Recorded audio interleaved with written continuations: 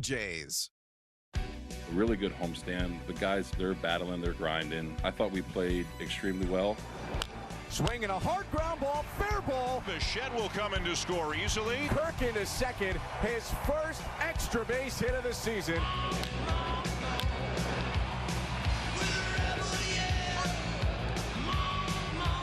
Here comes Schneider. He caught it! And he made the catch!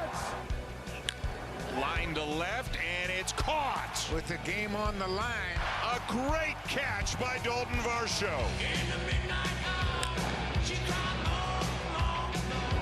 Swinging a high drive, deep right field. That ball's gone! And that one is crushed to right center field. It's gone! Second of the game. He's in a good spot right now. The Blue Jays hope to carry momentum. Overall, the homestand was really good.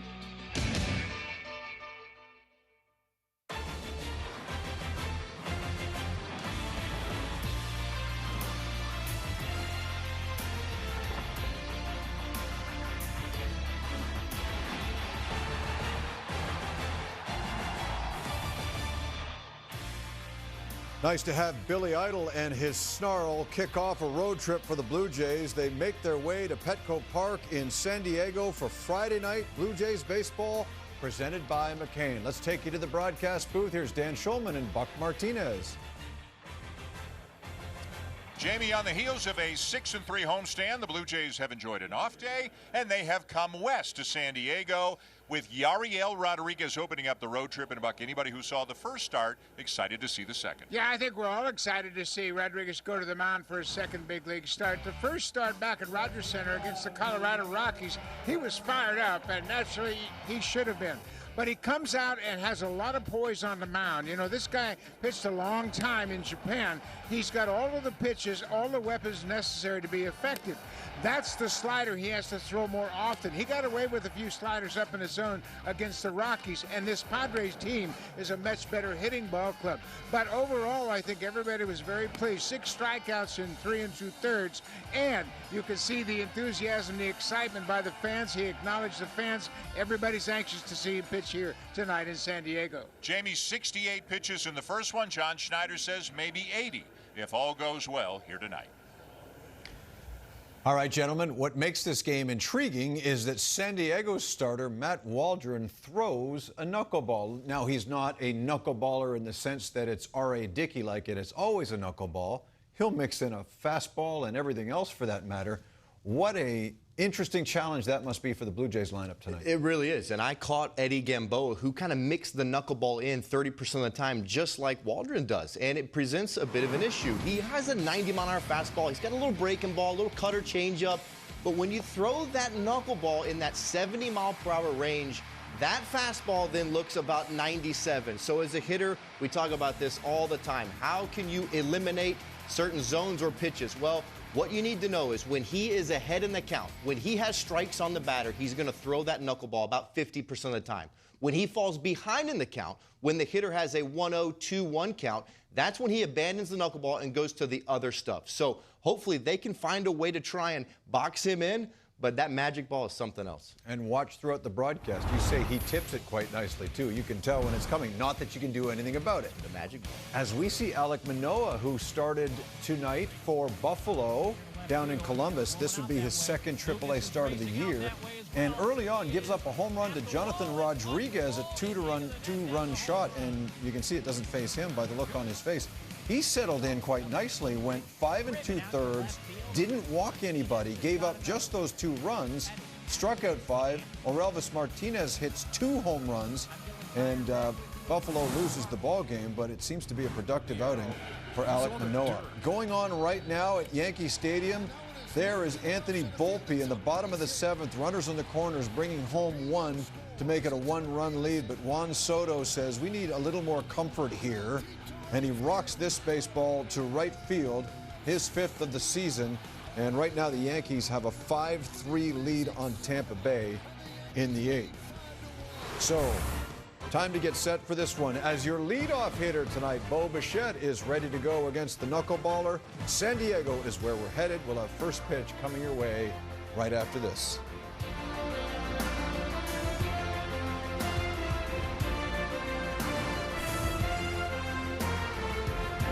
in the Gaslamp District, downtown San Diego. The Blue Jays and the Padres on Friday night. Blue Jays baseball brought to you by McCain. Dan Schulman, Buck Martinez, Hazel May. You okay with our office for the next 3 days? This workspace going to work for you, Buck? Yeah, it's Not beautiful. bad, huh? I love it out here. It's absolutely spectacular ballpark. It is absolutely on the short list of the nicest ballparks in the major leagues. There is no doubt about that. The Blue Jays with the off day yesterday, 10-9 on the season. The Padres 11-10 on the season. Each game a game over 500. And here is the starting lineup for the Blue Jays, including the suddenly red hot Dalton Varsho. 4 home runs in his last 6 games, including 2 of them on Wednesday, the grand slam earlier in the homestand. No George Springer in the lineup tonight. Under the weather. Don't know if he's available off the bench later on. 27-year-old Matt Waldron will make the start for the San Diego Padres. It'll be his 4th start of the season. His numbers are pretty good. He had a little bit of a rough outing his first time out, but other than that, he's pitched well in his last 2 starts. Home runs were a problem for him last year. He gave up home runs in every appearance he made, including 2 in his major league debut to the Nationals. So far this year, he's done a good job. Only allowed 1 home run, and that was in his first start against the Cardinals. And something very unique about him? He throws a knuckleball. He throws a knuckleball. Not all the time. He's not R.A. Dickey or Phil Niekro throwing it 80-90% of the time. He has thrown it about 35% of the time so far this season. The Blue Jays are well aware. Many of them told me before the game, some of the younger guys, they've never hit a knuckleballer before. So we will see how it all sorts itself out.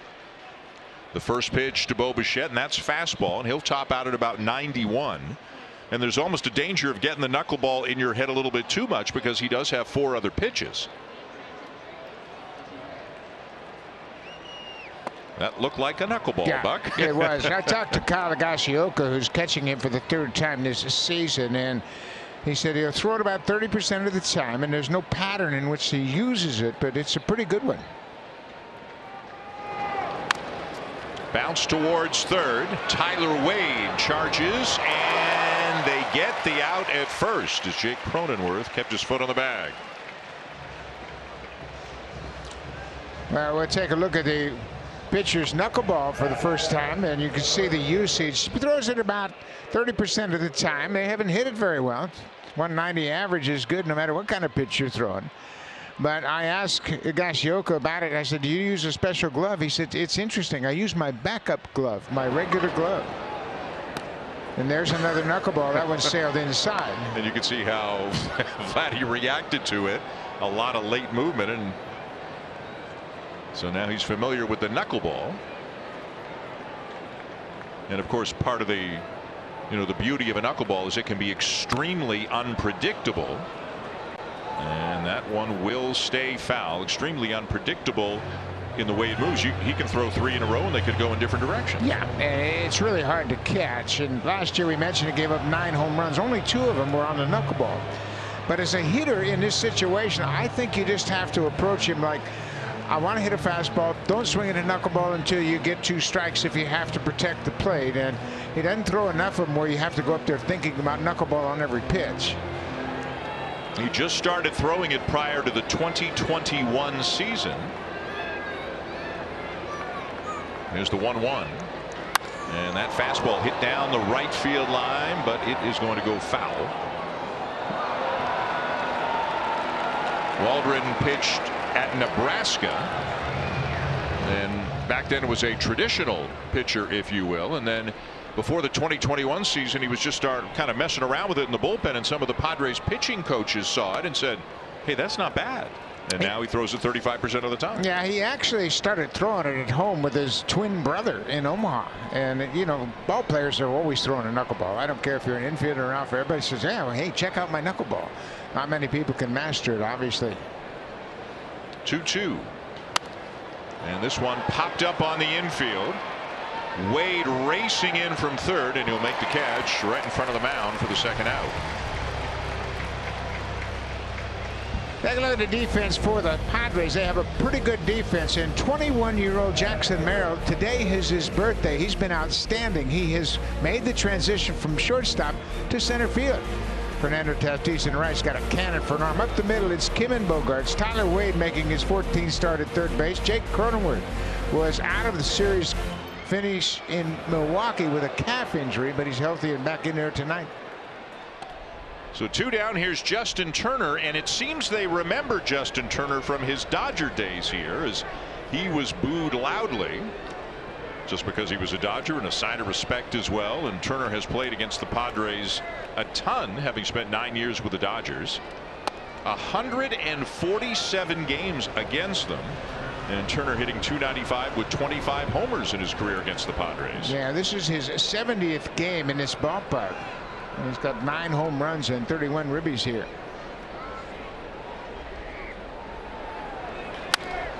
This one in the air to center. It's well hit. And it's gone! Just beyond the reach of Merrill out in center field. And Justin Turner obviously likes hitting here. He has his second of the season, and the Blue Jays have the early lead. Well, first innings have been a problem for Waldron. Now 4 of his 5 extra base hits surrendered have come in the first inning, and both of the home runs he's given up this season have come in the first inning.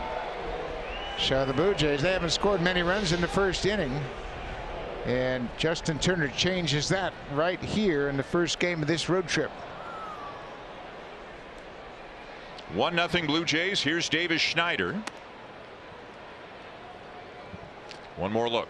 Take a look at this swing, and this is a big ballpark, and he stays on it. It was away, and I don't know if he thought it was going to stay in the park or not, but it just snuck over the center fielder's glove.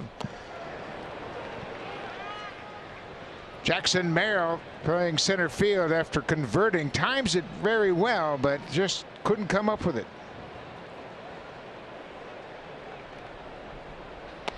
That one is off the corner. 3-0 now on Schneider. With George Springer not in the lineup, Kevin Biggio has moved out to right field. Schneider is in the game at second base and hitting in the cleanup spot.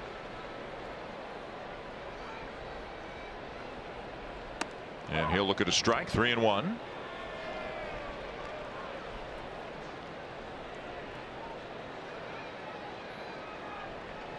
Boy, Padre fans got to be saying, are you kidding me? Justin Turner again? We thought we got rid of that guy. Tricky hop by Wade down at third, and he makes a really good play to retire the side. But Justin Turner comes back to a ballpark that he has played in so often and immediately hits one out, and it's 1-0 Blue Jays through half an inning. Season 3 times in 4 years. His first year at the helm here in San Diego. Want to look at the lineup, including the young man Buck was talking about, 21 years old today. Jackson Merrill, a very impressive looking rookie. And as you can see, even with some of the departures, there's a lot of talent here. Tatis, Machado among them. The Padres, when they are on, they can be a real challenge in Yariel Rodriguez's second major league start. Yeah, Rodriguez is going to have to command that slider a little better than he did against the Rockies. He got away with some pitches over the middle of the plate. He's got a great slider, and it's just a matter of commanding it and making sure that he doesn't leave too many of them over the heart of the plate.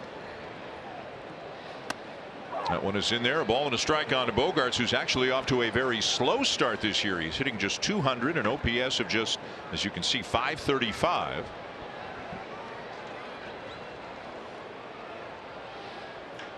And now he hits a high drive left center field. And jumping at the wall and making the catch is Dalton Varsho. Holy cow! Boy, Dalton Varsho had a beat on that ball from the moment it was in the air, and he just stayed with it. Of course, he knows this ballpark, having played here before with the Diamondbacks. What a job. He ran parallel to the fence and got over into the corner in deep left center. Timed his leap perfectly. This ball looks like it's going out of the ballpark, but Dalton Varsho stays with it, and look at how far he has to run, never giving up on it, and he made a terrific catch to save extra bases for Rodriguez. You know, and we'll get into this a little bit later on, just a sensational catch. Dalton Varsho did not win a Gold Glove last year. Kevin Kiermaier, and I think everybody, a lot of people would agree deservedly, won it out in center. Stephen Kwan of the Guardians wanted in left, and a big part of Arshaw's problem is he kind of bounced back and forth between the two positions because he played center whenever Kiermaier didn't. But there is no question he is a Gold Glove defender in the outfield, and you just hope, whether it's this year or some point in the future, that he starts winning them. Yeah, he certainly deserves it. When you talk about defensive runs saved, he's always among the leaders, no matter where you play him. Swing and a miss by Fernando Tatis Jr., but it is 2-2 on him. That's the slider that he's got to throw to this team. He just starts it on the plate, breaks it down and away, and got a wild swing from Tatis.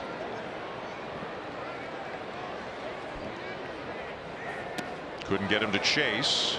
Jansen asked for the appeal, but no swing, says Ramon de Jesus, the first base umpire. So it's full on Tatis. He's off to a good start, already 5 home runs.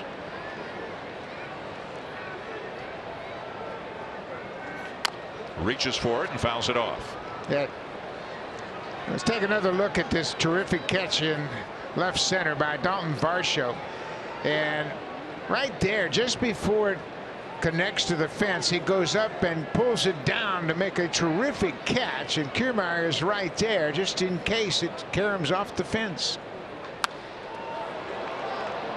This whole outfield, when it's intact with Springer and Wright, they're pretty good at communicating and backing up one another, no matter whether Varsho's in center or it's Kiermaier. They have really molded together a very good defensive outfield.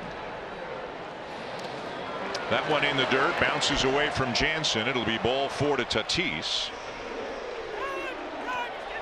Well, you were talking about defensive. That ball went in the top step of the dugout, and I don't know if Danny got it before it went into the dugout or not, but it caromed away and went over toward the Blue Jays dugout. It looked like it didn't get into the top step. The umpire followed him over there, and Danny was aware that he had to make a play on that. Now, Tatis will stay at first, and watch the effort by Jansen. It bounces away, and then he panics as he sees it going toward the top step, and he does a terrific job of keeping it on the playing surface. So Tatis is stuck at first base. Now Mike Schultz is out to talk about that play, checking with Junior Valentin, the home plate umpire. Schultz wants to know, did that hit the top step? And according to Valentin, it did not. So good play by Danny. Yep. Terrific heads-up play. He looked like it was going to stay on the padding, and then it kicked to the left and got near the top step of that dugout. So Tatis at first on the walk, 1 out here in the bottom of the first, and here's the first baseman Jake Cronenworth, a 2-time All-Star, 2 years ago, 3 years ago, and a guy who missed the last couple of games for the Padres with a calf injury, but they had an off day as well yesterday, and he is feeling better and back in the lineup.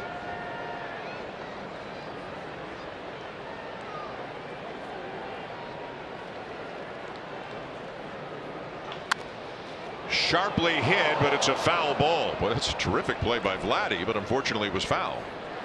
That's the hardest play for a first baseman when you're holding a runner on, because when the pitch is delivered, you bounce off the base to get a better angle. Watch how he bounces off, and then he's got to go back into foul ground to make a grab. He's really played well already over there at first base, especially when he had a chance to make a throw. By the way, just looking at universal ground rules, a ball on the top step or lip of the dugout is in play. But this is interesting. No equipment is permitted to be left on the top step of the dugout. If a ball hits equipment on the top step, then it's a dead ball. Yeah, you can't leave your glove up there or a batting helmet, anything like that. So have a tidy workspace, fellas. 0-2 the count. And strike 3 call. Boy, you could hear it from Junior Valentine, but you had to wait about a second and a half to see it, as Rodriguez is right over the outside corner for strike 3. Yeah, you like that to finish off the at-bat quickly. And there's the movement on that fastball. It's just down and away and catches the outside corner. He had 6 strikeouts in his big league debut. He's got 1 already tonight. 2 down. Here's Manny Machado. Machado is on an 11-game hitting streak right now, but he has played entirely as the designated hitter this year. He had elbow surgery in October. He is working his way back, ramping up his throwing. They expect him to get back to third base maybe by the end of the month or early May. but exclusively DHing right now. That's why Tyler Wade is at third. 0-2. Machado's wife is expecting a child any day now, and there is a possibility he will leave this team on a paternity leave, possibly even during this series.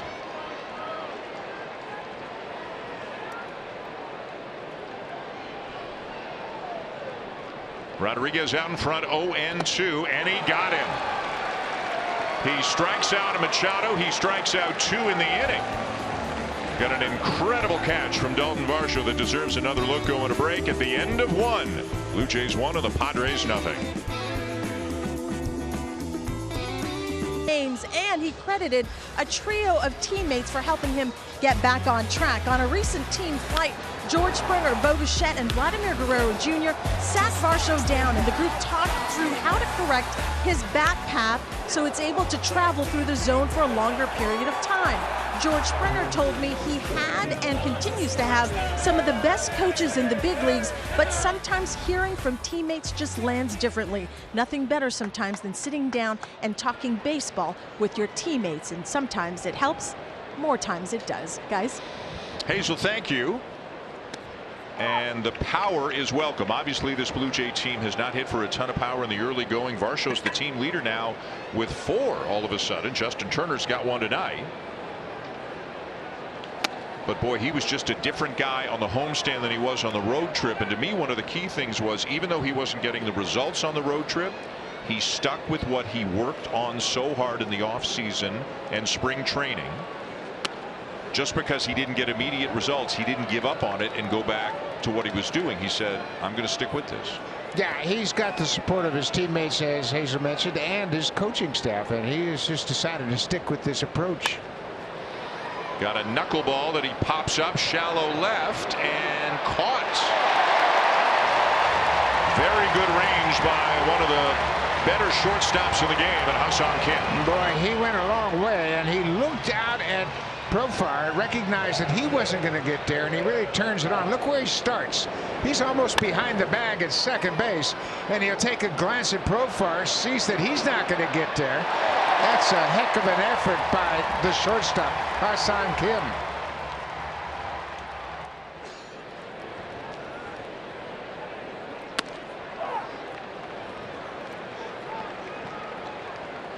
Danny Jansen starting his second game, went 0 for 3 in his first. Also the first time that he is catching Yariel Rodriguez, save for a side session back at the early part of the spring. You know, one thing on the San Diego defense, I know you know this, but this to me is wild. They've got 7 guys on the field. 7, everybody but the pitcher and the catcher. They started their career as a shortstop. Yep. Everybody else on the field was originally a shortstop. Here's Jansen getting into one. Deep left center field, and it's off the wall. And Jansen into second with a loud double.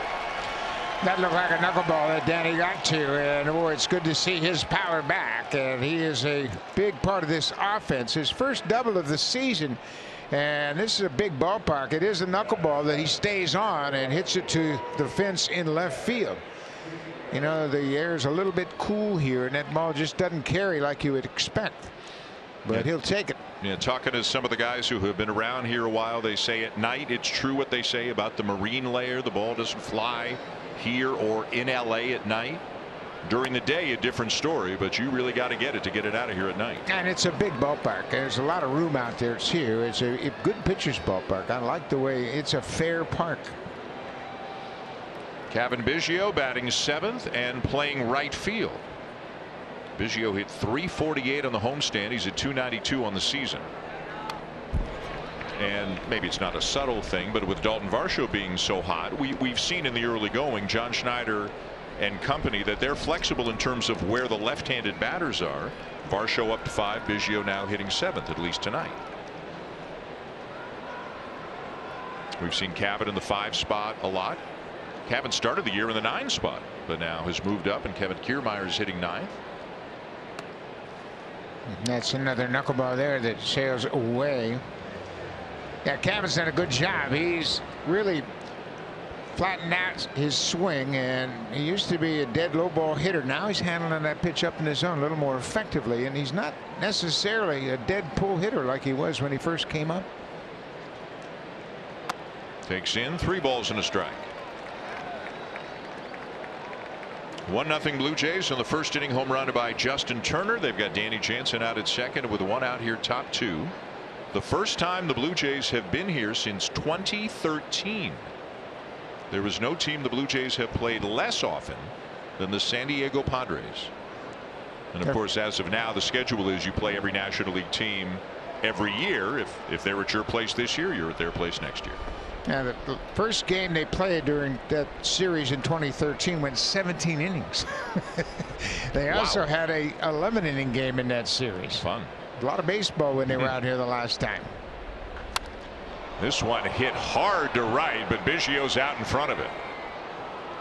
Boy, oh boy.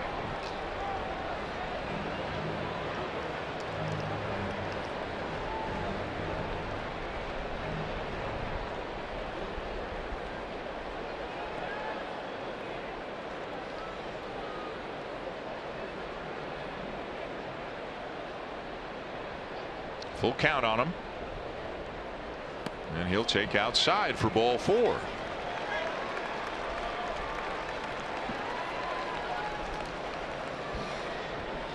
So 2 on with a 1 out for Isaiah Kiner-Falefa, again at third base, hitting .260 on the season.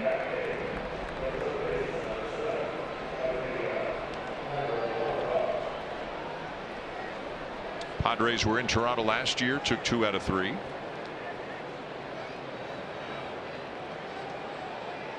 San Diego just back off a 4-2 road trip. Won 2 out of 3 in LA and then won 2 out of 3 in Milwaukee.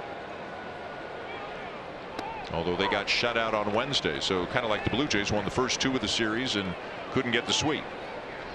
Yeah, they're playing pretty well right now, and you mentioned the teams they beat. 2 out of 3 against the Dodgers is always big for San Diego. There's such a big rivalry between the two.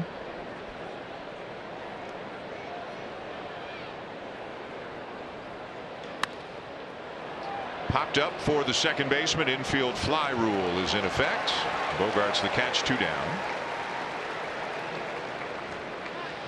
Remember, a lot of guys who were here last year aren't here this year, including Juan Soto and Blake Snell and Josh Hader, but they're still a good team with a lot of talent. It appears the chemistry is better, leadership, togetherness, and that sort of thing, and that's a pretty successful last 9 games for them. Yeah, and I think the fact that Bogarts is here for his second season, he's a little more comfortable in this situation, even though he's playing second and not his natural position at shortstop.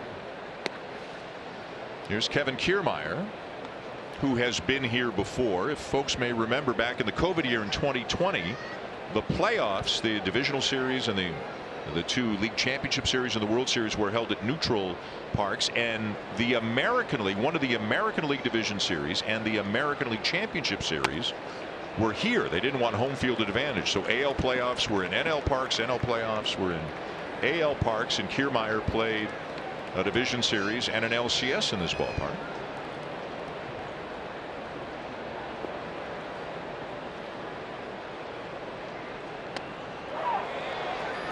2-1. You know what? They're throwing a few more knuckleballs than I anticipated early in this game, and that's all on the catcher probably recognizing that, hey, he can throw it in the strike zone. Danny Jansen in a knuckleball for his double, but I didn't expect him to throw as many as he's thrown so far in this game. Then the fastball's lined into left center. A base hit for Kiermaier. Jansen will score. It's overrun out in center. Here comes Biggio to the plate, and he will score.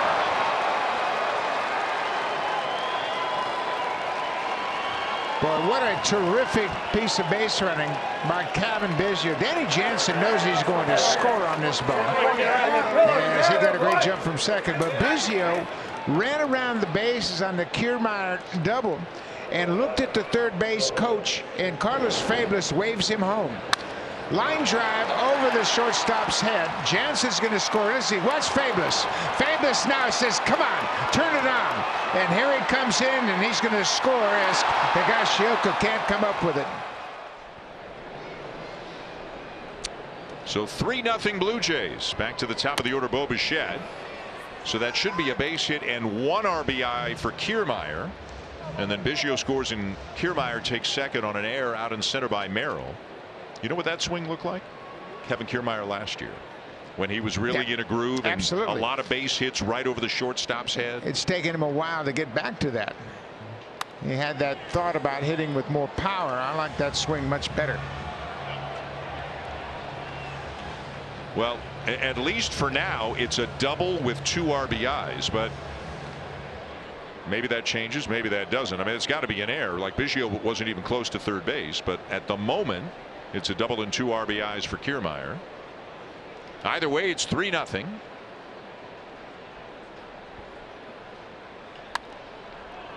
Biggio stays alive at 0-2. Yeah, and he's got to pick up this extra run here, and I think that's been important. The Blue Jays didn't score any runs on the road trip. In fact, on their homestand, when they played so well, they had a 0-run differential. They scored 37 and gave up 37. Sorry, I said Biggio instead of Bichette right there. 0-2 on to Bichette with Kiermaier out at second and 2 down. And he gets into one. Bo hits it a ton down the left field line, but it's foul. And if you're not all that familiar with this ballpark and wondering where the foul pole is, it's right on the corner of the warehouse out there, the Western Metal Supply Company. There it is, painted into the side, or the edge, if you will, of that warehouse. One of the very cool features in a very cool ballpark.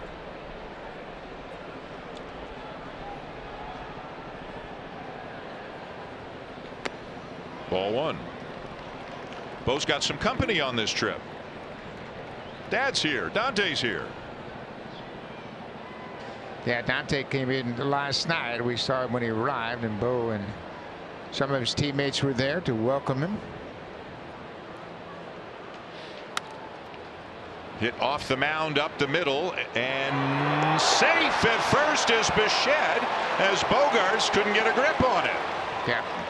Xander Bogaerts came across the bag and made a grab, and then when he went to throw it, it didn't set right in his hand, so he had to double clutch it and grab it again. So Bo will reach first base.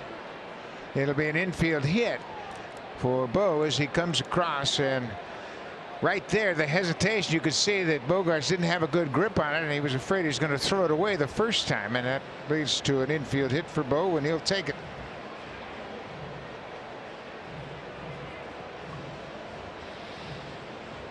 And now a visit for Matt Waldron, with the Blue Jays having scored 3 here in, or 2 here in the inning, and with 2 men on, 2 outs, and they may just want to give him a bit of a timeout here. He's had to work very hard here this inning. Yeah, it's been a long inning. The pitching coach Ruben Niaiba is out there talking to him and trying to get things sorted out. Blue Jays kind of ambushed the Padres here in the second. Danny Jansen hit the double off the wall in left field, and Kevin Biggio drew the walk, and Kevin Kiermaier cashed them both in with a double.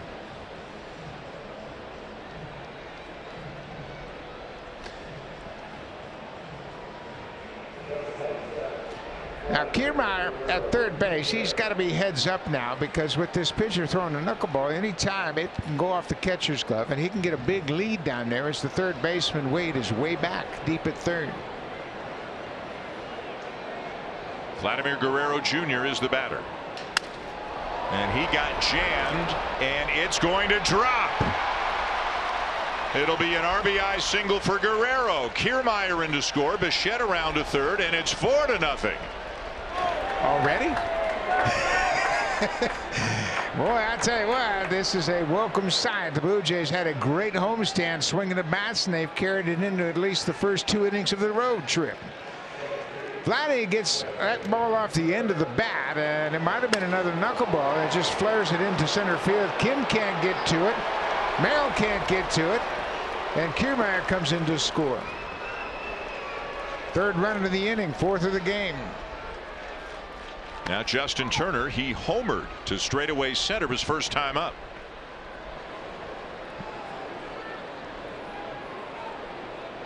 And now undoubtedly Carlos Fablis saying the same kinds of things to Bo Bichette about being ready in case there's a knuckleball in the dirt. Guerrero the lead at first. 0-2 on Turner.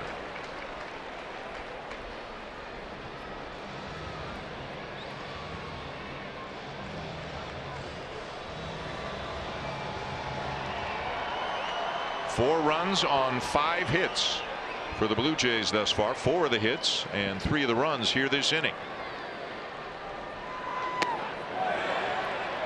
Did not go. The first road trip over those 10 games, the Blue Jays scored 7 runs in total in the first 3 innings of the whole road trip. So this is a wonderful start to this road trip. Nobody happier than that guy. And this is lined into center for a base hit. Jogging home Bichette. Guerrero up to second, and it's 5-0. Justin Turner with 2 RBIs in his first 2 plate appearances. He had a solo home run to center, and now he picks up Bo Bichette with a solid single into center. So Turner now with 11 ribbies, doing exactly what the Blue Jays hoped he would do. The boy, he stays right on that ball with 2 outs. He just never ever panics. He makes the pitcher come to him, and he cashes in another big run. Davis Schneider is the 9th Blue Jay to come to the plate here in the second.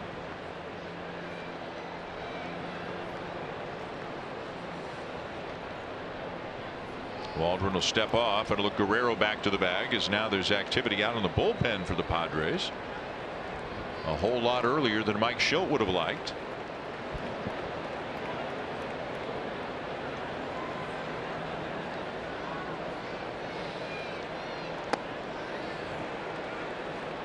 It's Johnny Brito, a former Yankee. He was one of the 5 players who came over to the Padres in the Juan Soto deal.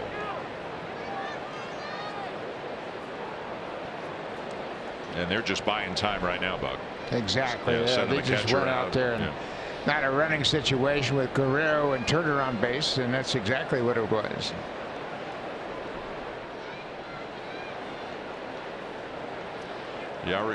Yariel Rodriguez has been waiting around for a while, but he'll take the run support.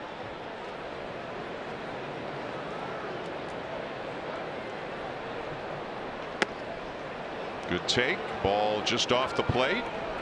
And it is 2-0 on Schneider.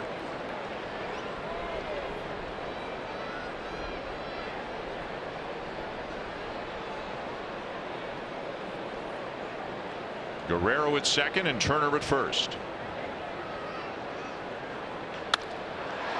Fly ball to center field. Merrill is there, and finally the side is retired. For the Blue Jays, they get the bats going. They score 4 runs in the inning. Kevin Kiermaier right in the middle of it with a line drive into center. Cashing in a couple. It's 5-0 Blue Jays. Defense against cavities. The first defensive play of the night for the Blue Jays is an outstanding one by Dalton Varsho. He takes extra bases away from Xander Bogaerts right up against the fence in deep center field. He had a long run from where he was positioned, and boy, did he stay with it. You talk about determination. That was terrific. And when you look at outfielders, defensive runs saved leaders since the start of 2022, Dalton Varsho is miles ahead of Stephen Kwan and Fernando Tatis Jr. And Dan mentioned it earlier. I mean, this guy's got to be considered for a Gold Glove the way he plays every single day, whether it's in left or center field. And it feels like when, and remember, there's a new Gold Glove. This will be the 3rd year for it. It's the utility Gold Glove, but it feels like that one, Buck, that it kind of feels like it's designated for guys who are second, short, third, or maybe a guy who plays infield and outfield. Like left center is not enough diversification, I guess, to win it. For example, Ha-Sung Kim of the Padres won it in the National League last year, and he played second, short, and third. But yeah, this guy deserves to be recognized for his defense. No question about it. And he just continues to work hard every single day. Jurickson Profar is the batter, the left fielder for the Padres. He's with his 4th organization, 2nd time around with San Diego. But at one point, he was considered the top prospect in the game by MLB Pipeline. And it goes back a ways. And he's had a nice career, but he's never reached those lofty heights. He was signed by the Texas Rangers, played 5 years in Texas. This is his 5th season with the San Diego Padres, as Dan mentioned, his second stint with the Padres. Spent a year in Colorado, a year in Oakland. 2-2. And that's lined into right center, a base hit. Big turn, boy, running hard. Profar back to the bag with a long single. Profar didn't sign until February 24th. He was having a tough time getting a job, and he signed a very, very team-friendly contract. Fastball down and away. Profar has faced Rodriguez in the past. He faced him last year in the World Baseball Classic. He played for the Netherlands along with Xander Bogaerts, and that was their first game against Cuba, and Rodriguez started it. Just such an international game. It's wonderful. It's great. And you know what? It's so good. I love the World Baseball Classic. Kim played in the World Baseball Classic for Korea, of course. And you can hear them chanting his name here at Petco Park. Big crowd on this Friday night. And Rodriguez gets the call there. 1-1. His fastball, his four-seam fastball, often has just a little cut to it, and he can manipulate it a little bit. Release point, hand position. He's a pitcher. Yep. He knows what he's doing out there, and there's a little bit of a cutter right there, just 86 miles an hour. He's got a slider that can really have a lot of depth to it, and that was a very effective pitch for him against the Rockies. But as he pitches, the more innings he gets, the more pitches you're going to see. Shai Davidi and I had a chance to spend a fair bit of time with him a few days ago. Thanks to Hector LeBron as well, the Blue Jays team interpreter. And Rodriguez was very generous with his time. And he said, hey, my goal is always to keep a hitter off balance. And if that means throwing the same pitch at different speeds or manipulating the angle. There's a strike, and it's 3-2. Or even the hesitation that he'll do sometimes. And he says, I got that in Japan. I wasn't doing that in Cuba, but I picked it up in Japan. A lot of Japanese pitchers do that. And he said, anything I can do to keep him off balance, I'm going to do. Yeah, and he delivers a pretty good fastball right there. You saw the little tail on that fastball. It was still 95, but it had late movement. Caught the outside corner. See if Profar's running here. Full count. They are down 5, but there he goes, and it's fouled off by Kim. Now the Padres are going to run a lot. They run quite a bit. That's first attempt for Profar, but Merrill has 4 steals. Kim has 4 steals. Tyler Wade has 3 steals. Tatis has 3. They're going to run. Not going this time, and a swing and a miss. Third strikeout of the night for Rodriguez.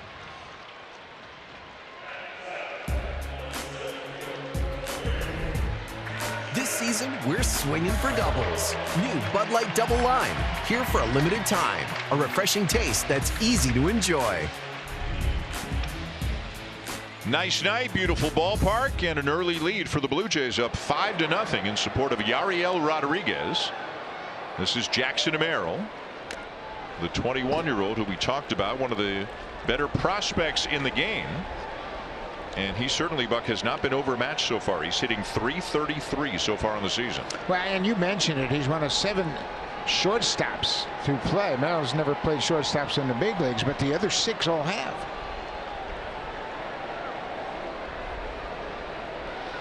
Had a great spring, and he skipped AAA. He played at high A and AA last year, and now he's in the big leagues. Yeah, and the biggest thing that he has done is make the transition. He came up as a shortstop, played 3 seasons at shortstop in the minors, and this spring he said, hey, you're going to play center. Okay, that's good. Off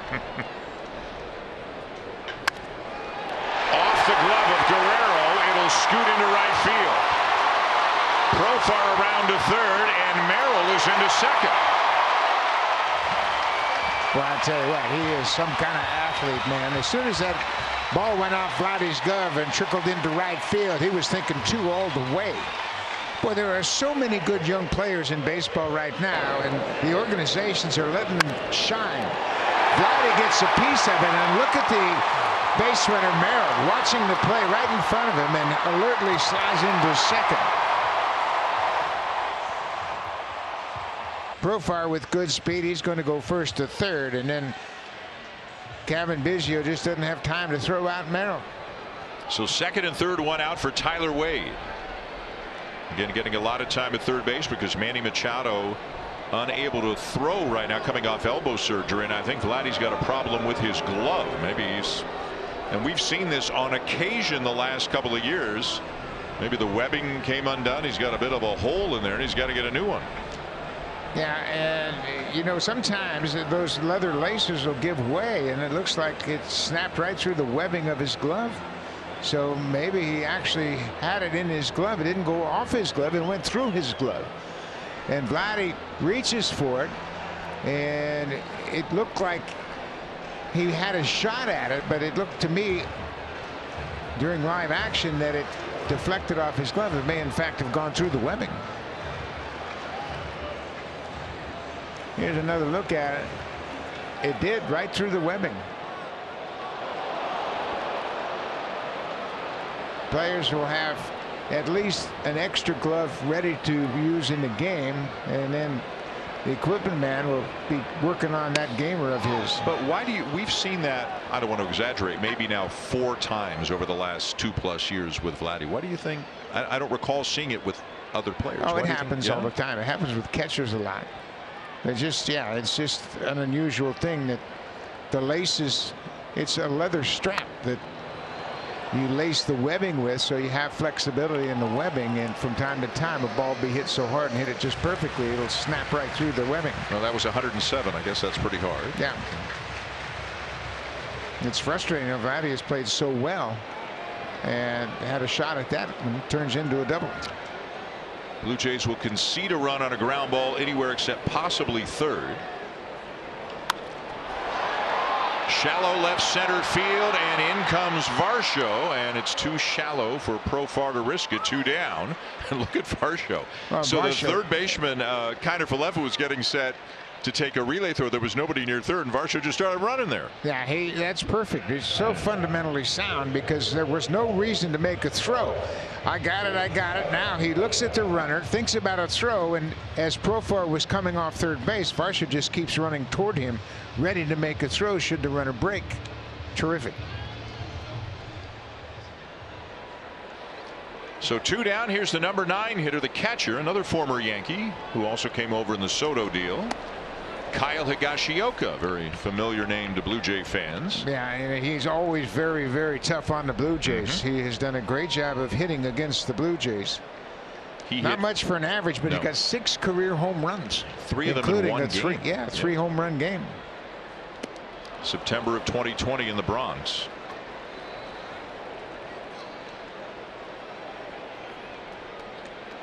You like these unis? Yeah, I'm fine with them. They're different. Yeah. They're certainly Southern California, that's for sure. It's their City Connect jerseys. Yeah. You and I are both traditionalists, like the the Tigers home uniform and stuff like that. We like what we've known forever. Yep.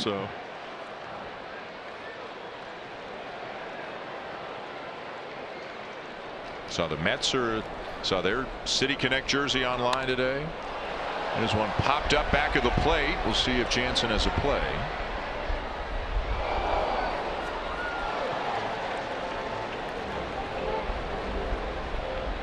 .39 pitches through an inning and 2/3. Rodriguez threw 68 pitches against Colorado. John Schneider said before the game maybe up to 80. Again, they're not going to let him throw 180 innings this year. He didn't pitch at all last season after the WBC. So they are going to be careful with his pitches per game and his innings on the season.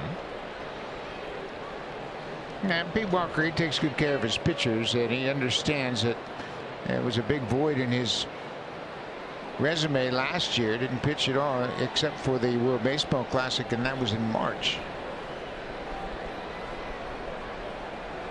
Again, the 1-2. That breaking ball sails high to even it up.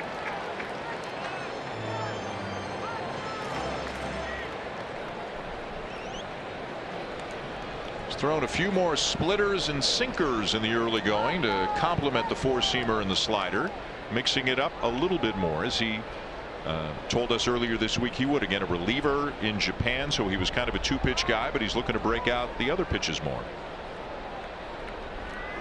Yeah, I've watched a lot of his side sessions going all the way back into spring training, and he's got the full complement of pitches. It's just a matter of him getting his arm up to speed to throw all of those pitches. Got him. A slider away to strike out Higashioka, and Rodriguez strands a couple of runners in the bottom of the second. It's never ordinary at Bet365. The Blue Jays opening up a 7-game road trip here in San Diego. 3 with the Padres, then 4 with the Kansas City Royals. And Vladdy's talking about that play over at first. What happened with the glove? Yeah, talking to Don Mattingly about that, and obviously the webbing on that glove gave way, and it broke right through the webbing into right field. That allowed Merrill to get to second base.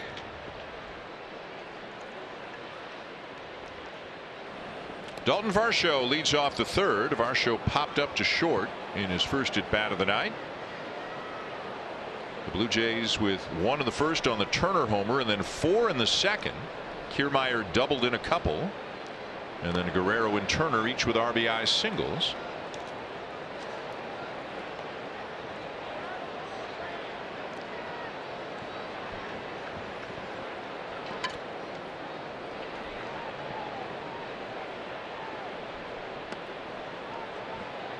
And that knuckleball just missing outside. Ball 3. It's kind of a 75 to 79. That's the velocity range for the knuckleball, which is harder than some of the knuckleballs thrown by previous guys. You think of the Necro brothers, you think of R.A. Dickey. Remember Tom Candiotti? Yeah. Charlie Huff. I'll go back to Wilbur Wood, with left-hander with the White Sox. Wilbur Wood actually started the doubleheader. Pitched both games of a doubleheader. And he threw all knuckleballs. This one clubbed to right. Will it stay fair? It will not. But wow. Well, he's doing so many good things at the plate right now that it's just a matter of time before he continues to put up big numbers. His front side stays firm right there, and you see how he just swings around that front side without drifting forward. That's how he's able to get the barrel on the ball. And that's strike 3 called. A knuckleball at the top of the zone. Yeah, that ball just floated on the outside part of the plate, and you can see it's up and then it's down. Boy, that's a borderline strike for sure, but that's a knuckleball that just tumbles into that strike zone into the last minute.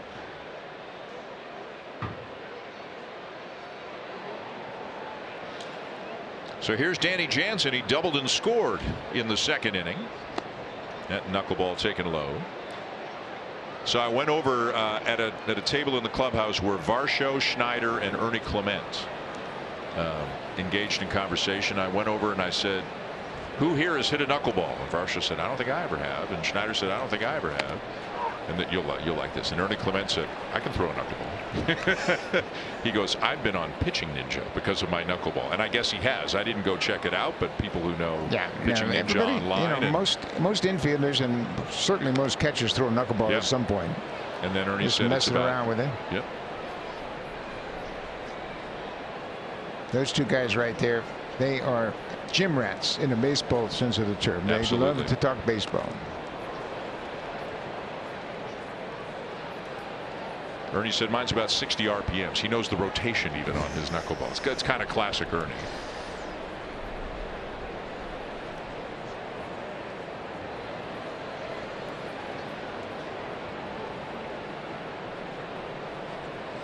The 3-1 to Jansen. Swung on and missed a full count.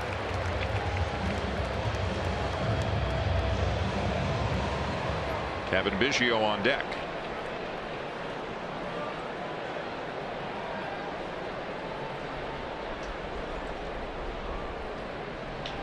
And another well-hit ball by Jansen, but this one will be caught shy of the track by Profar. 2 down.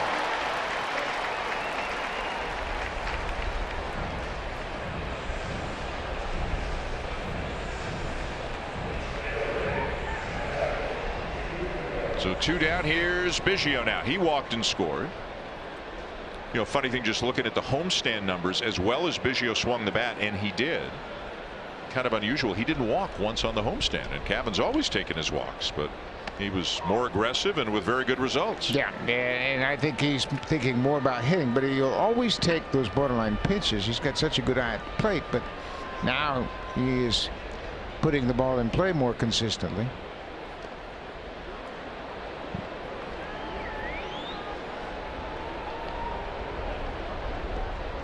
Actually, that's just the 5th walk that he has drawn this year. Still seeing a lot of pitches, not chasing, just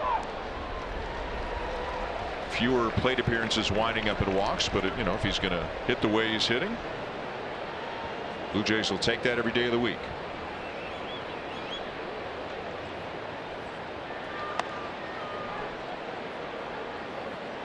You just don't see many wild swings with Cavan Biggio at the plate. I think the majority of the strikeouts he's had have been called strike threes. Fouls that one off. I asked Don Mattingly what he was most pleased about with the hitters. He said, I like that they're making these pitchers throw pitches. He said there's totally 9 days. Last year it killed me when we'd have 10, 11 pitch innings where guys would go up there and just wail away without any plan. He said, I think we're in a good spot right now. A knuckleball swung on and missed. 3 up, 3 down. Go the Blue Jays in the top of the 3rd. Some emotion when he came off the mound after striking out Higashioka to win the 2nd inning tonight. Yeah, the starters have been terrific recently. Look what they did on the homestand. 9 starts. They pitched to a 2.12 earned run average, and they hit just .214 against the Blue Jays starters. They allowed 1 earned run or less in 8 of the 9 starts. And you know what? It's been terrific, and it was just a matter of time before the starters got sorted out and got back to the way they pitched last year. And now it looks like Yariel Rodriguez is going to complement the full regular starters in this rotation already. And I tell you what, they're in a good spot. Jose Barrios will go to the mound tomorrow, followed by Chris Bassett. And Barrios, as we've talked about a lot, he's throwing as good as he has at any point of his career. Talked to Kevin Gausman today. He's kind of typical, couple days after a start, sore, but feeling good about the last one. And he's on his way back to being what he's been the last couple of years for the Blue Jays. Yusei Kikuchi's pitching great. This could go a lot of different ways over the course of the season. And again, part of it is that there is some sort of innings limit on Yariel Rodriguez. Not that anybody's got a number in their head and that's ironclad or anything, but don't you think there is a scenario where even if he does great over the last couple of months of the season, he might be in the bullpen to save some innings in case they're a playoff team and have them available in October? I think that's exactly what they have on their mind.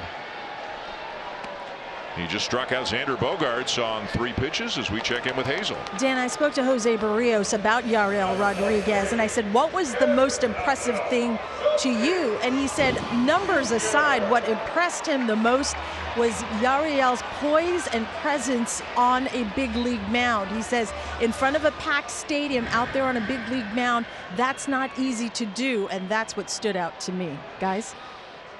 He certainly has shown poise, and he certainly has big league stuff. When you really think about it, he's pitched all over the world, literally. He's pitched in Cuba, he's pitched in the Can-Am League, he's pitched in Japan. He's pitched everywhere, and he's pitched in big situations.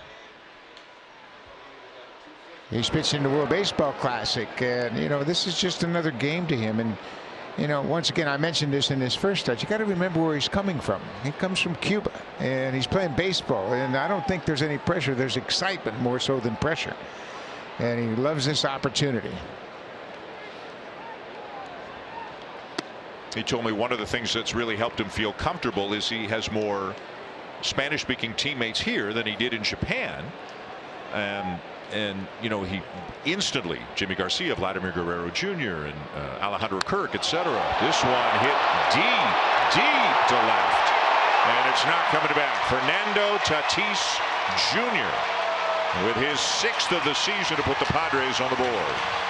Well, he's one of the best players in all of baseball, and he is very young, and he's a star. There's no question about it, what he has done. He's just 25 years old. He debuted as a 19-year-old. And he's had some issues, no question. He was suspended. He's had injuries, but this is his 5th season.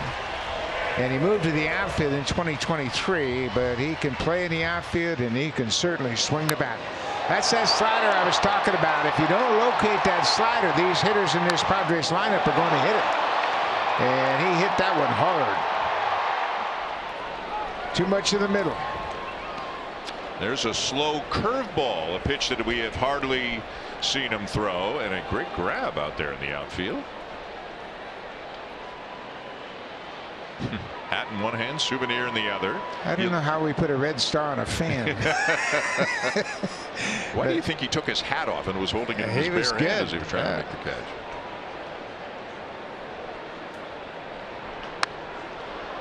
One other pitching note while we're kind of talking about the state of starting pitchers in the Blue Jays organization. Alek Manoah made another rehab start today for Buffalo, and this is definitely progress. Remember, the last one was 3 1/3, 8 hits, 4 runs. Improvement on all fronts tonight in Columbus.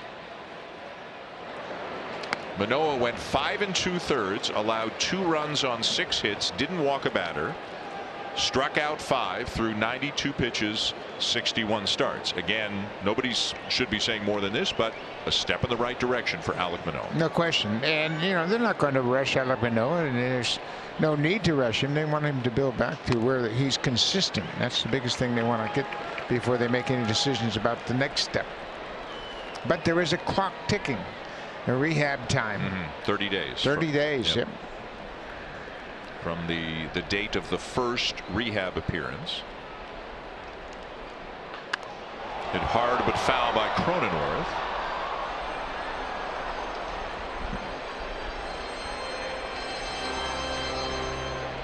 John Schneider's, he's been asked a lot about Alek Manoah, but one of the things he said a couple of times is if he comes back, or if and when he comes back, it's as a starter. And we talked about, and again, this is down the road, but if Rodriguez runs into an innings limit, one thing that could push him to the bullpen is if Alek Manoah just absolutely forced his way back onto the team. This one dribbled up the middle to his right. Schneider, and a good throw to Guerrero to get him.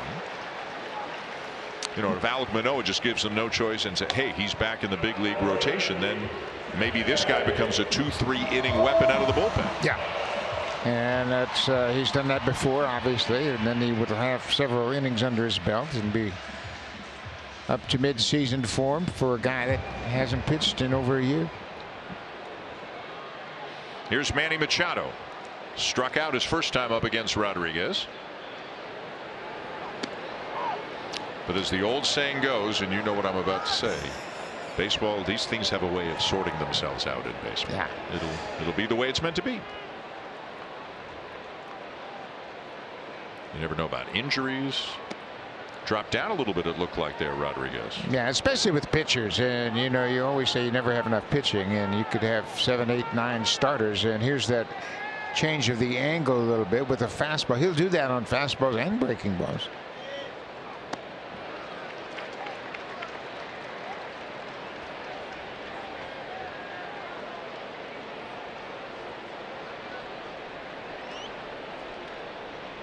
Two and 1 the count.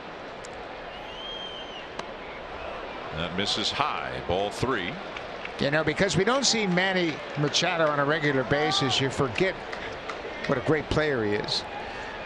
So many times, 6 times he has been involved in MVP voting. One hopper to short. Bichette's got it and throws him out to end the inning. Fernando Tatis Jr. with a home run. 5-1 Blue Jays at the end of 3. To the Rogers Center will receive a Yusei Kikuchi bobblehead. Head to BlueJays.com/bobbleheads to purchase your ticket. Right in mid windup too. Yeah, boy, he is really throwing the ball great right now, and he's in a good spot like so many of his mound mates. Pitching staff has really come together here. They just needed a little home cooking at Rogers Center. Everything has been sorted out. Blue Jays 4-6 on the road trip to start the season. 6-3 on the homestand, and now opening up a 7-game trip here in San Diego. Isaiah Kiner-Falefa leading off the 4th. And lays off a couple of pretty close pitches. 2-0. IKF popped up in the second.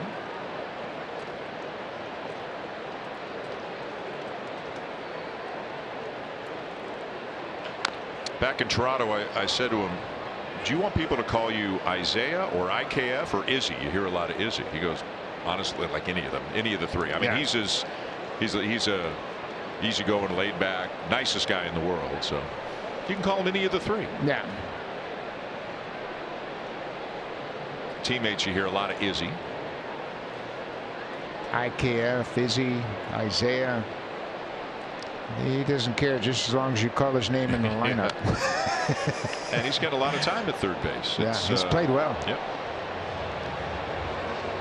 I guess if you want to call somebody the odd man out tonight, it would be Ernie Clement. Again, George Springer, if you weren't with us earlier, is under the weather. Nothing serious. May even be available later on if they needed him. Clement not in the lineup. Knuckleball. 3-2.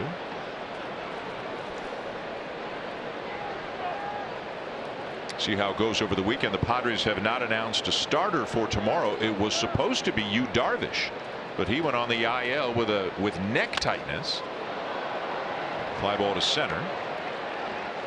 Mike Schilt, the manager of the Padres, telling the media before the game that Randy Vasquez will be called up tomorrow, but he would not commit to who the starter was going to be. So maybe it'll be kind of an opener situation for the Padres. We'll see.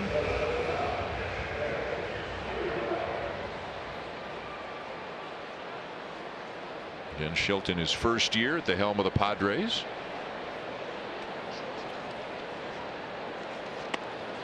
Yeah, you mentioned Mike Schilt had managed the Cardinals for 3 seasons. Actually was named manager of the year in St. Louis in 2019. You know what I found interesting? He was just the 3rd Cardinal manager to win manager of the year. Just think about that. Tony La Russa won it? Tony La Russa. Yeah. Whitey Herzog, 1985, who just passed away. A couple Hall of Famers. Yeah. But, you know, Red Shandies was there forever. I thought he might have won a time or two, but just 3. Kiermaier chops it towards first. Cronenworth the play for the second out.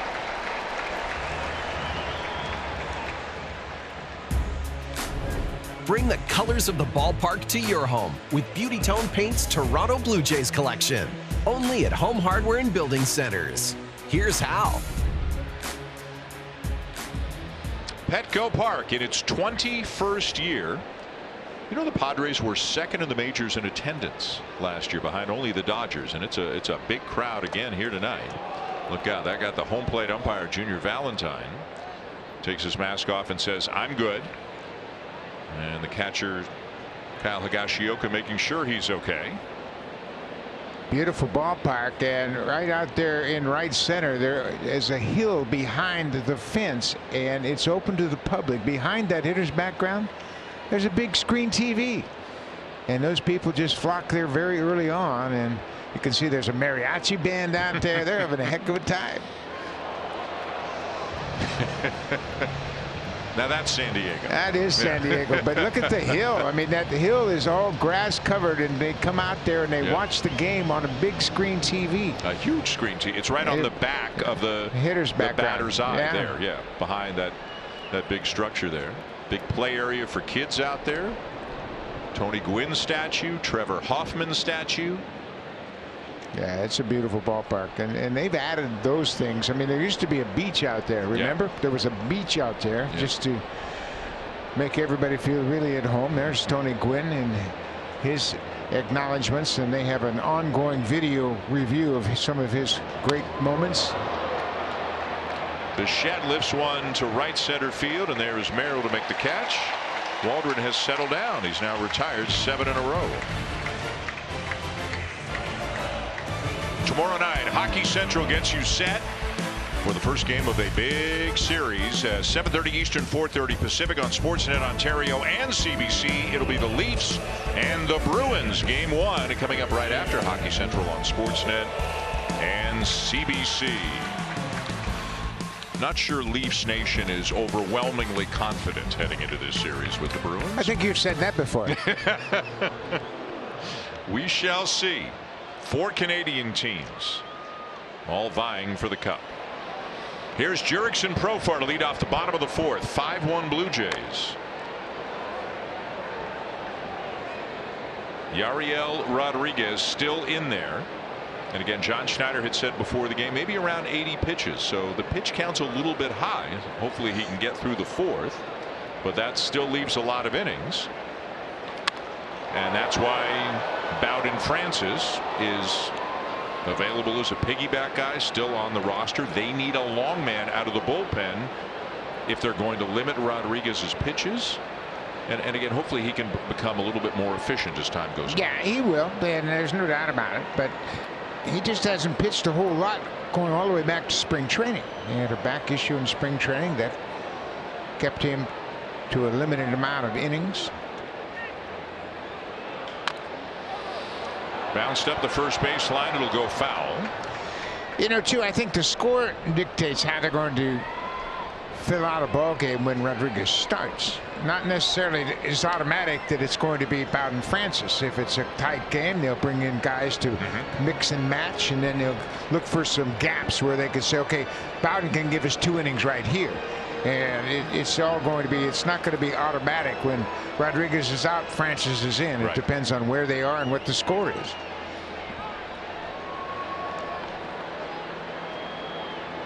Couple of strikes on Profar. Rodriguez got that fastball up there where Jansen wanted it, but Profar got a piece of it. Yeah, that was one of his better fastballs right there, using that 4-seamer top of the zone.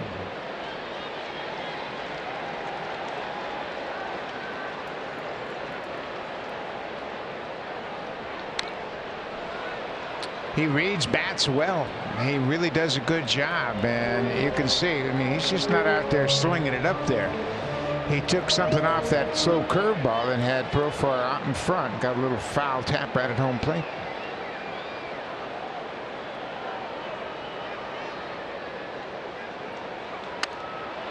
Back and forth, in and out. He's doing a good job, and that's what you mentioned in your conversation with him, how he looked to disrupt the timing of the hitter.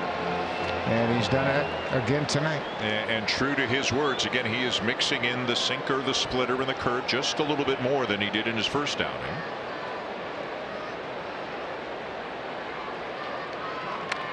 Profar's doing a good job. Yeah, he sure is. We haven't seen a real fluid swing in his last 3 or 4 swings because he's been dealing with different pitches.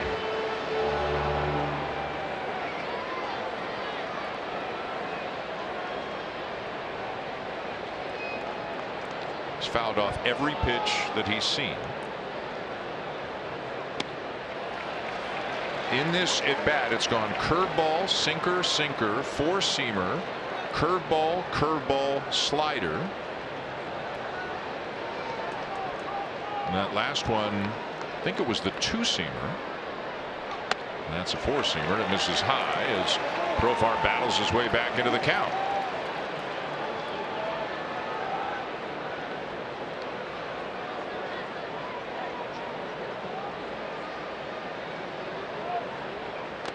And finally, Rodriguez gets him. Strikeout number 6 on the night. Yeah, it looked like a backdoor breaking ball. He just kind of threw to the outside.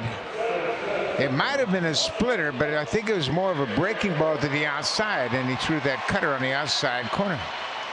I mean, he can pitch. He knows exactly what he wants to do, and the more innings he gets under his belt, the more varied sequences of pitches we're going to see. 10 pitch at bat, and he threw Profar 5 different pitches in the at bat.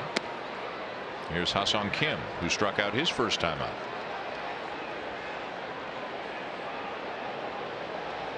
So the Padres deciding right at the beginning of the spring, or at least announcing right at the beginning of the spring, Kim would move to short and Bogaerts would move to second. And Xander Bogaerts, of course, a shortstop for many, many years with the Red Sox, and last year with the Padres, and in year 2 of an 11-year deal. And I think everybody kind of thought Bogaerts would eventually have to move off short. I kind of thought he'd wind up at third wherever he wound up, but he's at second. Said all the right things, but it's got to be an adjustment for a guy who's had as good a career as he's had. He started 141 games at shortstop last year for the Padres, and kind of thought he would do that as well. But you know what? He signed for 10 years, and I think he understands, hey, You're in a good spot. You're a good team. He said, I love San Diego, and he's getting paid handsomely. And Kim's a good shortstop. Kim's a good shortstop. Yeah. And Manny Machado's going to play third base when his arm is right. They had to shed some payroll. They traded Soto. Snell left as a free agent. Hader left as a free agent. Michael Walker. They shed $90 million of payroll. And many people believe they're a better team now than they were last year. Better chemistry. More athletic.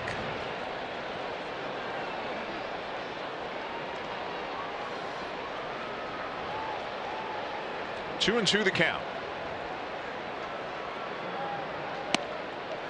Down and in. Now, all these borderline pitches, he's going to be able to refine them as he goes forward, and he'll be making better quality pitches and finish off these at bats.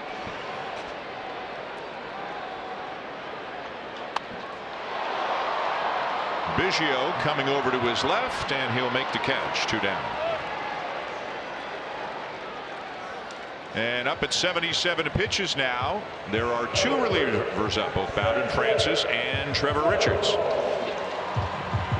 And you can figure out a clean inning, it's going to be Francis, and if there's traffic during an inning, it'll be Richards. Ideally, Rodriguez gets through this. They bring out Francis in the 5th, and they can save Richards for later on if he's needed. Yep. We don't know if Chad Green is available. We did talk to Chad Green before the game. He was just heading out to the field to do his throwing. He said it felt a lot better than Tuesday when the problem with the shoulder first cropped up. But however the throwing session went and whatever decisions were made, those happened after our time on the field ran out. So we won't know if he's available until we see whether he gets up in a Chad Green type of situation. Yeah, he actually came to the ballpark yesterday on the off day and played catch yesterday just to check on it. Now Pete Walker's checking on the status of his 2 right-handers down in the bullpen. 80 pitches on the nose. The 1-2 to Jackson Merrill. Just outside. Rodriguez thought he might have had the corner.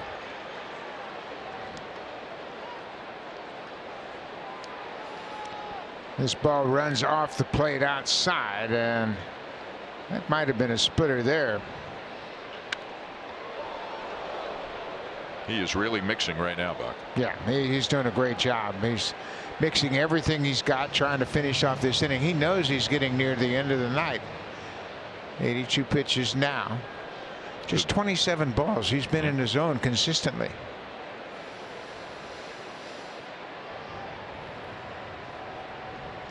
Two.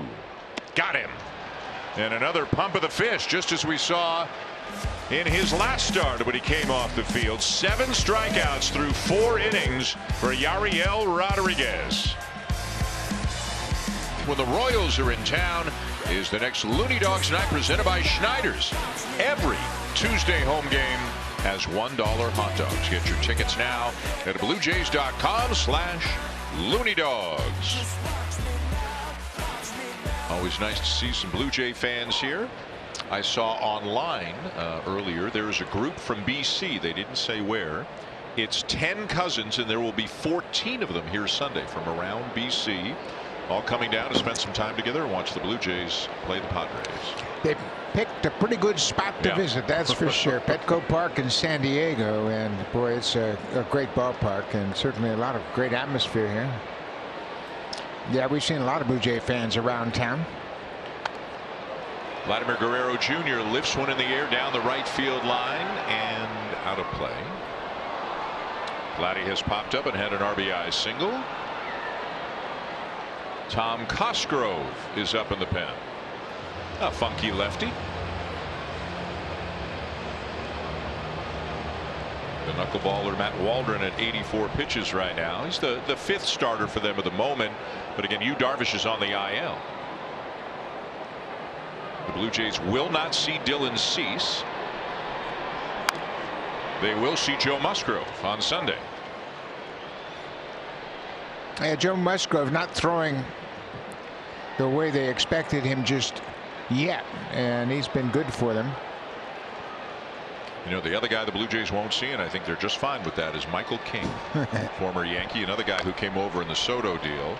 He took a no-hitter into the 7th inning in his last start Wednesday against Milwaukee. Yeah, when they announced that King had been part of the Soto trade, a lot of the Blue Jay hitters were like, thank you. He is nasty.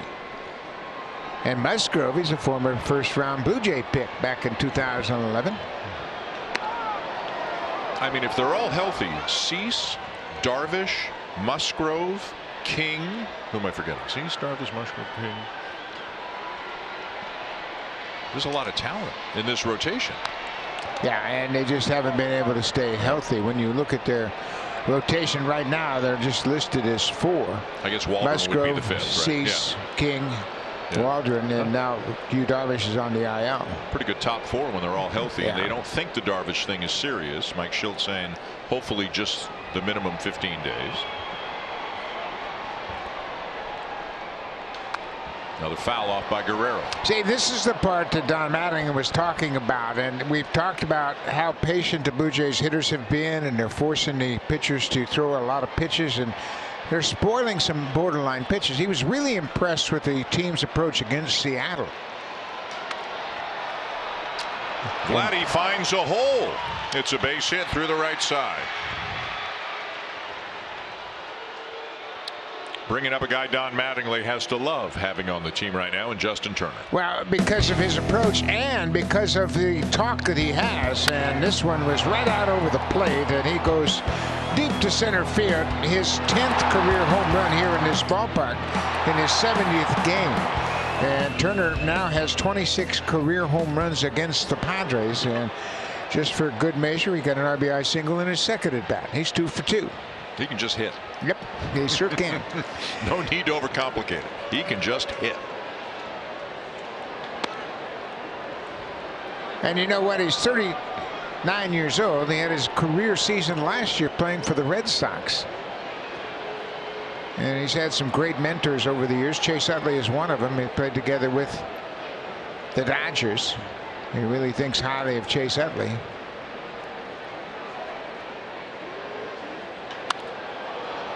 This one in the air to very shallow right field. Tatis in. 1 down.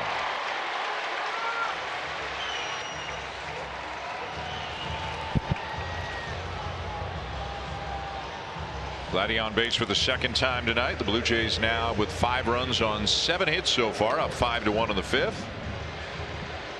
And here's Davis Schneider. You know, it's kind of interesting with Springer out, and let's say Schneider got that spot on the lineup, like maybe Schneider wouldn't have been in the original lineup, and he's hitting cleanup. You know, we all know they like Schneider and they like his power potential and all that good stuff, but you would have thought that maybe they would consider moving Varsho up, but part of me thinks they just want to leave Varsho right where he is. It's going well. Yeah. Put him in the good matchups, sit him down the odd time, like keep him just a little under the radar, just doing his thing. No, I think, yeah, I do 100%. I talked about that after he had homered in back-to-back games and then didn't start against the left-hander, Kyle Freeland. I just think they understand that it's a process. They're trying to build him up with a good foundation, a good approach, trying to keep him as hot as possible.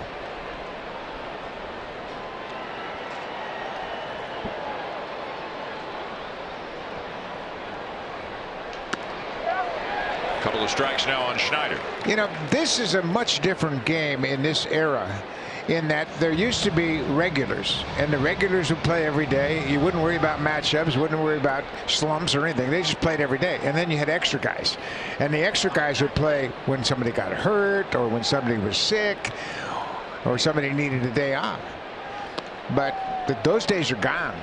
You don't have many teams. Atlanta's a rare exception where they run their guys out there every day and just let them play. But now it's about matchups and keeping everybody sharp and keeping everybody involved. I mean, years ago, you go to the lineup card and the same guys would play every day. Line to short. 2 down. Guerrero gets back to the bag. And Mike Schultz already out of the dugout, and he's made the call to the bullpen. He wants the left-hander Cosgrove to come in and face the left-hand hitting Dalton Varsho. So that's the end of the line for Matt Waldron. He got touched up early and is on the line for 5 runs and responsible for Guerrero at first through 4 2/3 here in this one.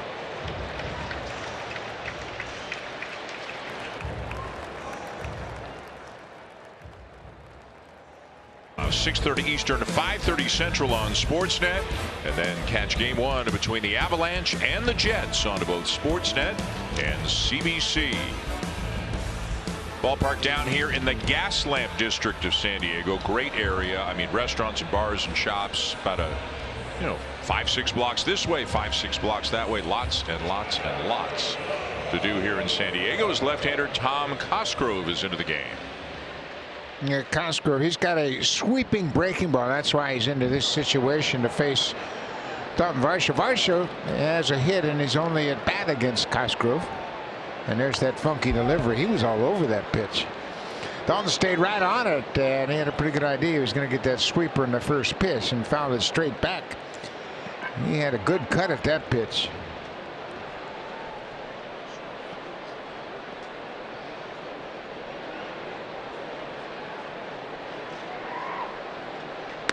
Another sweeper, misses outside, a ball and a strike.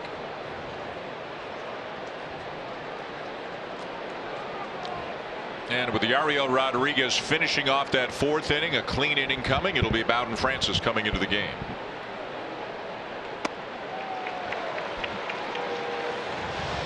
Kind of exactly how they drew it up. Yeah, exactly. And Rodriguez was able to get out of the inning with the clean inning, so now you can go to Bowden Francis. But what another outstanding performance. He gave up a home run, but ends up with 7 strikeouts in 4 innings. That went right through the legs of Cosgrove. Kim has it and throws Varsho out. 5-1 Blue Jays going bottom 5. Let's get an update back in the studio with Jamie Campbell. Toronto Blue Jays.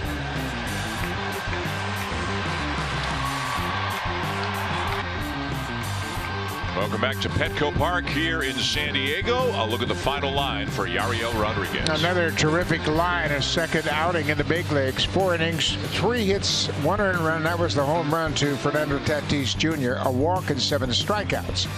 Now that's 6 straight games for the Blue Jays starters, allowing 1 run or fewer. And Rodriguez ERA down to 2.35. So here's Bowden Francis, and again with Rodriguez coming to the big leagues, Francis now in a more of a multi-inning piggyback role, at least at the moment. And you could see him putting the baseball in the split finger grip there. It's a new pitch for Bowden, and like just about everybody who throws a splitter, they start with the splitter grip. Easier to adjust away from it than to it. As Tyler Wade lines the first one to Dalton Varsho. He can get to the fastball, slider, curveball a little bit less noticeably, cuts down on the chance of them knowing what's coming. Yeah, and initially when we saw a lot of the splitters in the mid-'80s, the Tigers threw a lot of splitters, you'd see a lot of glove movement, and then pitching coaches recognized, hey, you can't move your glove like that when you're setting that splitter in your hand, and then pitchers started to make the adjustment, set that pitch before they go into their glove. Here's Kyle Higashioka. Fastball in there. Higashioka struck out in his 1 at bat against Rodriguez tonight.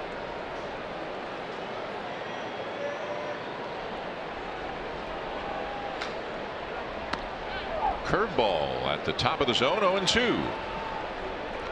Bowden's done a good job of maintaining his focus. He wants to start, no question about it. He's been very open about that, but he understands, you know what, I just got to do the best I can in this role.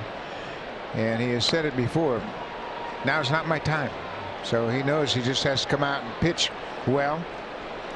And he's done a good job of staying positive and getting ready for whatever opportunity he is handed.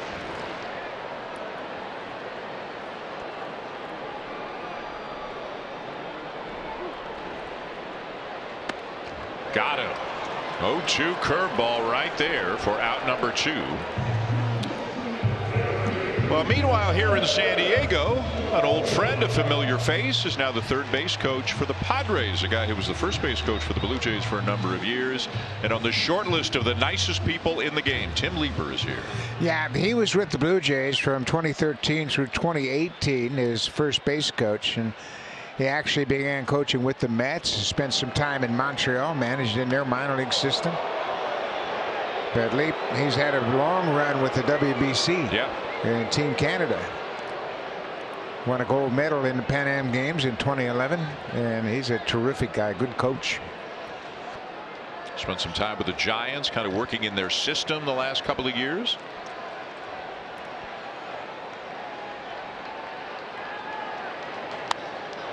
When Mike Schilt came on as the manager, he and Leeper had worked together back in 2012 or 2013. They had stayed friends, and he got a phone call one day, and it's turned out great for him.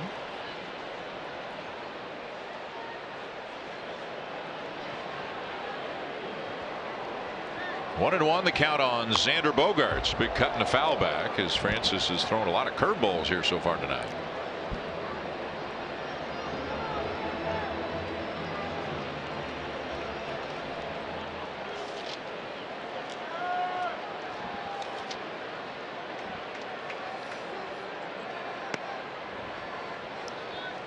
That might have been the splitter there to a righty on a 1-2 pitch. I talked to him about it a few days ago, and he hasn't really thrown it to righties. He's more comfortable throwing it to lefties, but he said, I'm going to do it.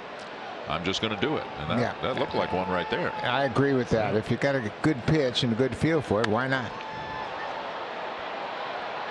Biggio racing over towards the corner, won't have a play, but the fan did. Nice grab. Yeah, he got right to the rail, had it played perfectly. Yeah. He'll high-five everybody in the ballpark if they let him. Great catch. Cavan's coming over, and then the fan just says, I got it, and leaned over and made a nice grab. Great play. Now he's going to have to sign some autographs.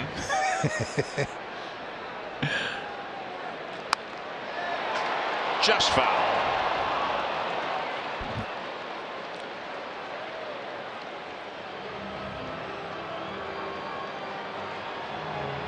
She made a good play too. Yeah, a little short hop line drive. That's the one you got to be careful of. Sometimes those balls coming down at you are fair.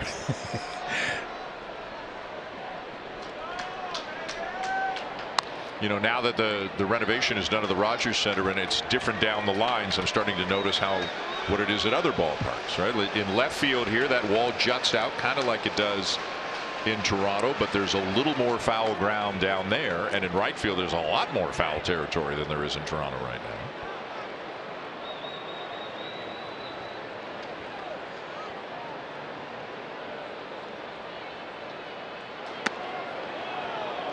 Three and two.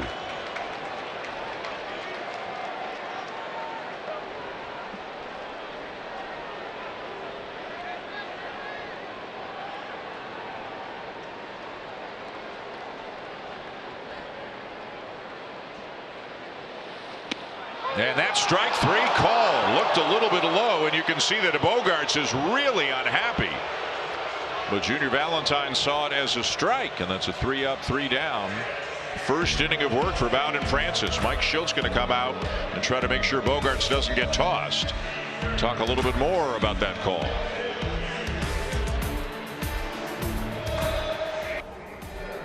Blue replica jersey and a pair of replica glasses.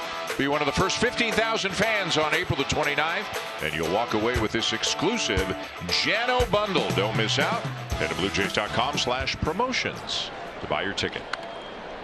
Jansen leading off the 6th, as luck would have it. Sends a fly ball to shallow center. Merrill the catch. One down. Jano now 1 for 3 on the night. Yeah, the Blue Jays scored early in this game. They got a home run from Turner in the first and 4 runs in the second, and haven't done much since. Matt Waldron got settled in pretty effectively. The only hit since the second has been a Vladdy Guerrero, a little blue base hit into right field. One down. Here's Cavan Biggio.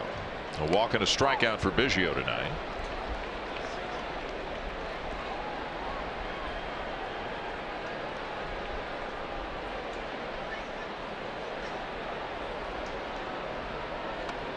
Look at that breaking ball.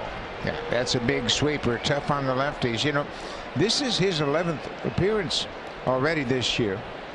The Padres are playing in their 22nd game. Remember, they went to Korea and played the Dodgers in a 2-game series. I didn't realize it, but we were talking to some of the broadcasters. They were 8 days in Korea. Yeah. They played some exhibition games against the Korean teams and then played the Dodgers in 2 regular season games. I mean, it's a great exhibition and showcase for baseball, but it's got to be tough on the athletes. Right? Yeah, really difficult. Stephen Nikolic now up in the pen.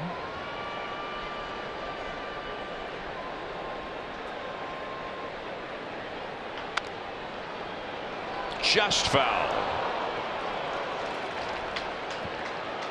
Ramon De Jesus, the first base umpire, camped out on that first base foul line with the emphatic foul call. That ball goes just outside the bag, and you could see the umpire indicating it was a foul ball. Cronenworth tried to flag it down.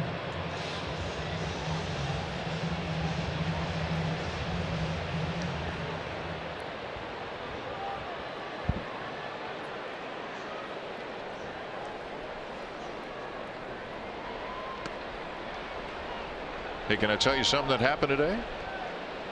Aurelvis Martinez hit 2 more home runs today. He now has 5 homers and 3 doubles in the Bison's last 7 games, and he's hitting over 300. Yeah, and he hit a monster grand slam, 469 feet. He's swinging it. Strike 3 called. Biggio down on strikes for the 2nd time tonight. Damiano Palmisani also swinging the bat well right now, the third baseman. He's swinging really well at the moment. It's a good problem to have as some of those guys are, and it's very early, but if some of those guys are getting noticed a lot and making the people who make the decisions think about like Aurelvis Martinez. Yeah, he's got big power. He's 22 years old. He's probably 7 years younger than the average age in AAA. And you know what? You don't want to rush to judgment, but certainly he's gotten the attention of the coaching staff.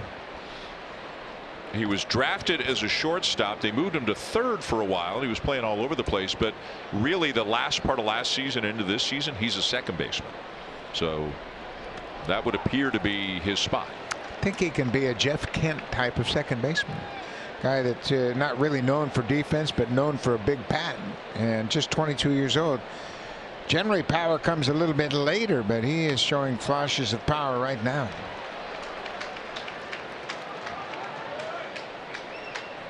Two and two, the count on Isaiah Kiner-Falefa, who's popped up and flied out.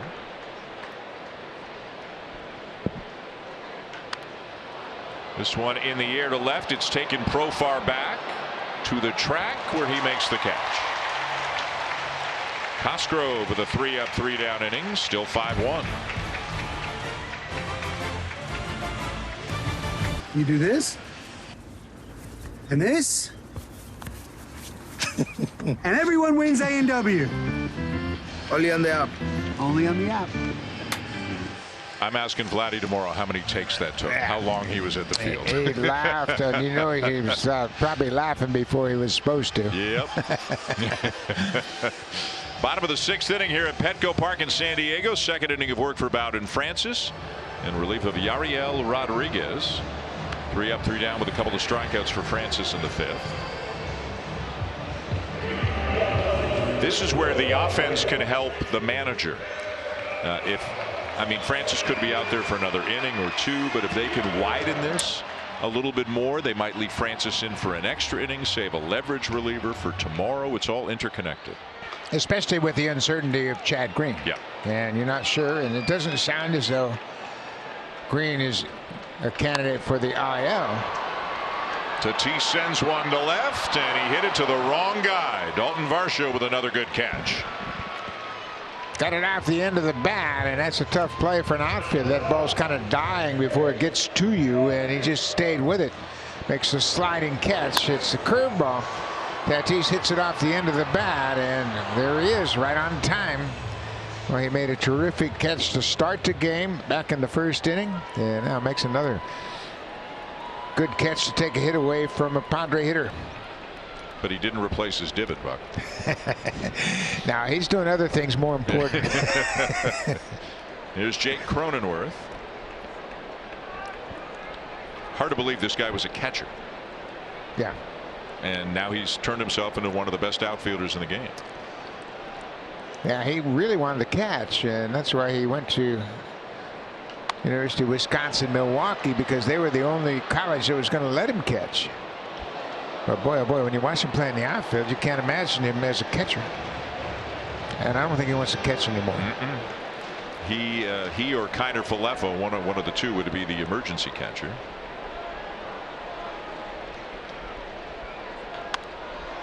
Up the middle, a base hit for Cronenworth. Better get it back in. Boy, Kiermaier did a great job, and Cronenworth had put the brakes on already. But a very good hustle, and how about the throw by Kiermaier?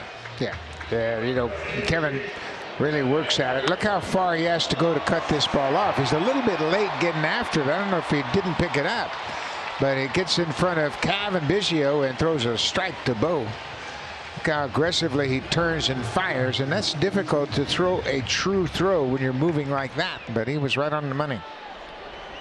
Keeps the double play in order as Manny Machado comes up 0 for 2. A strikeout and a ground out.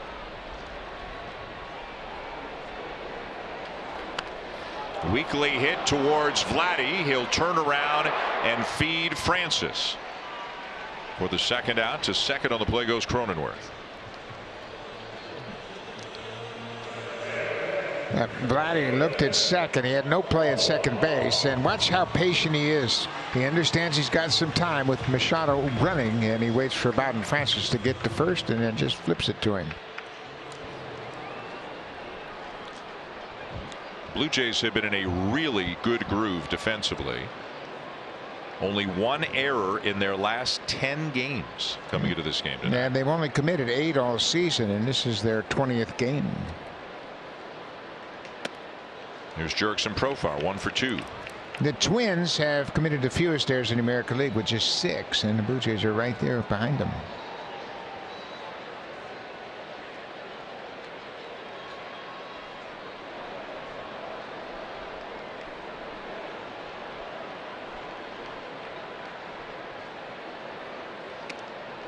Fastball misses inside, 2-0.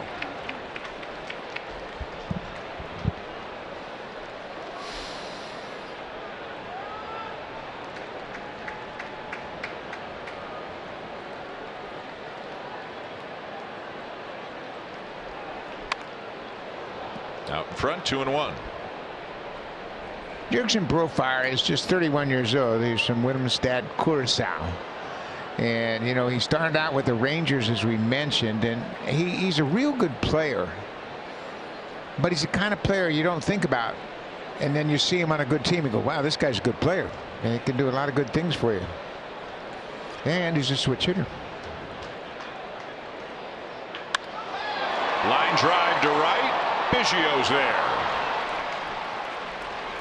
Blue Jays 5, Padres 1. At the end of 6 here in San Diego, you're watching Friday Night Blue Jays baseball, presented by McCain. Dogs, Ansley and Shea. There they are right there. It's also country night, a great night full of country and western activities. Visit bluejays.com/bobbleheads to get your tickets today.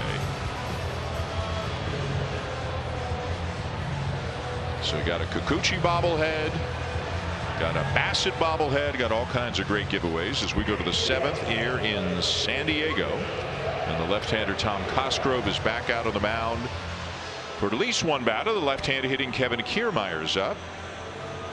Top of the order, and a whole bunch of righties coming up after Kiermaier, and there is activity in the Padres pen. Yeah, this is the first time he's pitched more than an inning this season. But you're right, it's just about facing one batter. He came in to get the final out of the 5th at a 1-2-3-6, and now he'll face Kiermaier here in the 7th. Kiermaier's probably got the biggest hit of the game, a 2-out, 2-run double in the 4-run second. That made it 3-0, and then the inning would continue, and Guerrero and Turner would follow up with RBI singles. Yeah, it was a beautiful swing, and we saw a lot of those swings last year from Kiermaier, hitting in the 9th spot. He just put a level swing on it and drove it over the shortstop's head into center field. And then he hustled out of the box and got himself a double.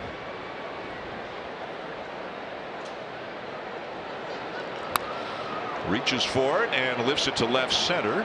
Merrill is there. And Mike Schultz wasting no time. He's on his way out.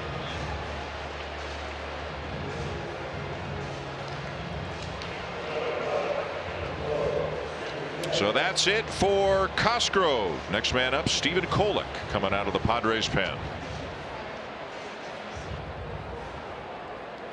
Their journey through the Stanley Cup playoffs on Sunday. Don't miss game 1. The Preds and the Canucks, 10 Eastern, 7 Pacific on Sportsnet and CBC. Right-hander Stephen Kolek now into the game. Making his 10th appearance of the season. He was drafted by the Dodgers. He faced the Dodgers this season in that Japanese series and in Korea, excuse me. So he's on now. He's a sinker slider pitcher. He's going to give you a lot of sinking fastballs. He's got the top of the order. 4 right-handers in a row. Bo Bichette sends one just foul up the first baseline. Bo's 1 for 3, hit an infield hit and scored in the second.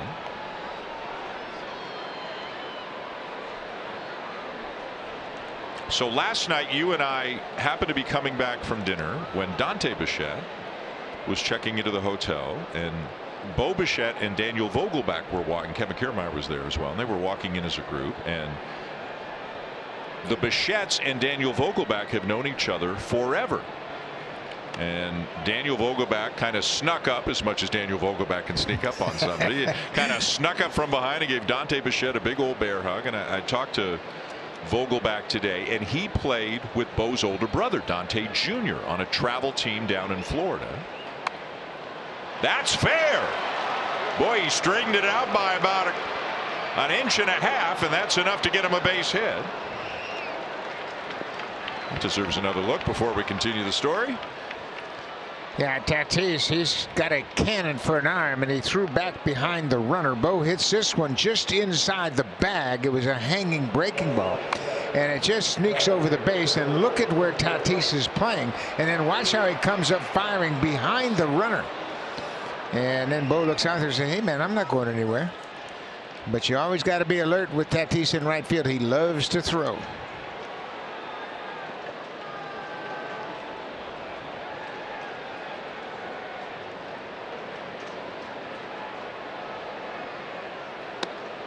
Vladimir Guerrero Jr. looks at a strike. So Vogelbach, buddies and teammates with Dante Bichette Jr., played on a travel team when they were like 13, 14, 15. And there was this like 9, 10, 11-year-old hanging around and taking ground balls and taking BP, and that was Bo. Yep. And Vogelbach said Bo would always come out to their games, and he said every now and again their whole team would go see Bo's game. And how cool is that for a 10 or 11-year-old when the big kids are coming to watch you? Yeah, I got the big brothers and bringing all his friends back to watch the game. And, you know, Bo's been around players much older than himself for a long time. He's quite comfortable in that atmosphere.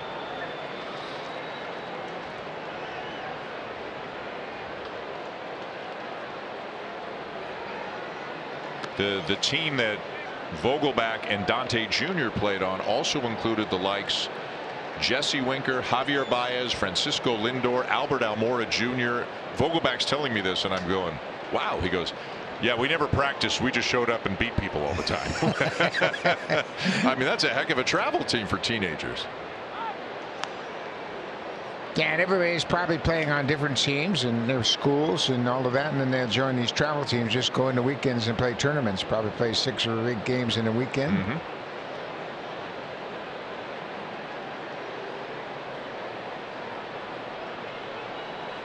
Big jump by Bichette. Throw down, not in time. And we've seen this 3 or 4 times from Bo, getting a huge kind of running lead. Sometimes so big he had to shut it down and go back to first. That time he kept going and he stole it easily. Well, he's 3 for 3 in steal attempts this year. He did get picked off earlier in the season, but this throw is short of the mark down at second base. And he just walks off, and if you don't stop him, he's going to get a running start. He just rocks back and forth, and each time he gains about 6-8 inches. And when pitchers don't stop him, he'll take off. 2-2 on Guerrero, and he went around at a fastball out of the zone. He tried to shut it down, but he couldn't in time, and he strikes out, 2 down. Yeah, that's obviously not a good swing decision there, as the pitch was always out of the zone. It was 95, but Vladdy started his swing before he saw the pitch, and he won't be too happy about that strikeout. And they continue to remind Justin Turner that he used to be a Dodger, and they don't like Dodgers here. Turner's 2 for 3 with a homer, a single, a couple of RBIs. Well, the one thing that fans don't do, they don't boo nobodies. It's the great Reggie Jackson line, right? Yeah.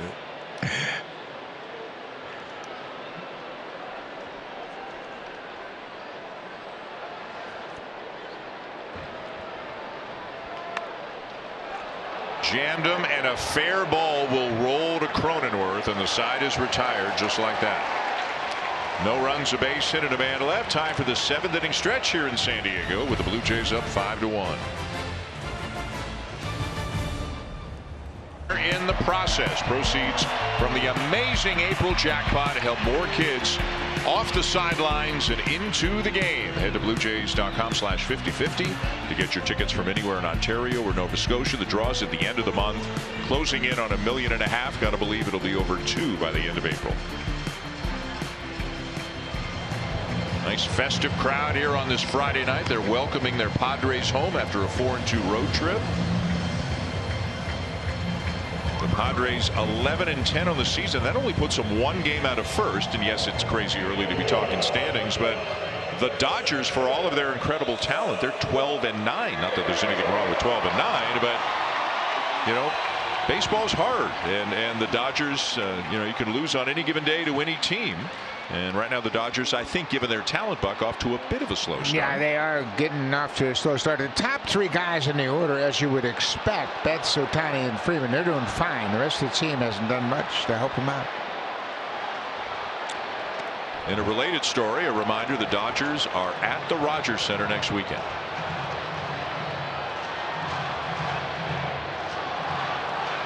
Ha-Seong Kim is 0 for 2. Yeah, the Dodgers have Walker Buehler, Tony Gonsolin, Clayton Kershaw, Dustin May, Bobby Miller, all on the IL. So that is reason for some of their problems. Tim Meza up in the pen.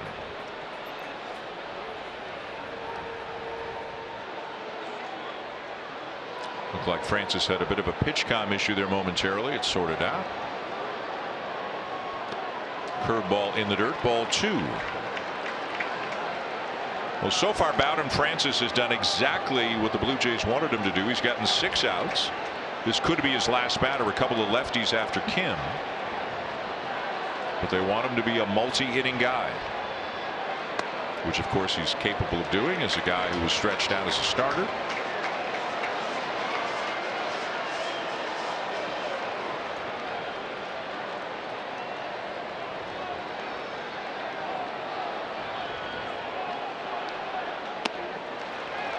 Ball 4.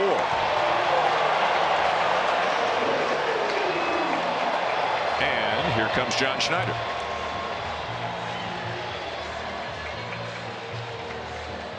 And there's the call for the lefty. So a terrific 2 innings for Francis. Then he walks the leadoff man here in the 7th, but still got him 6 outs as Meza's coming on in.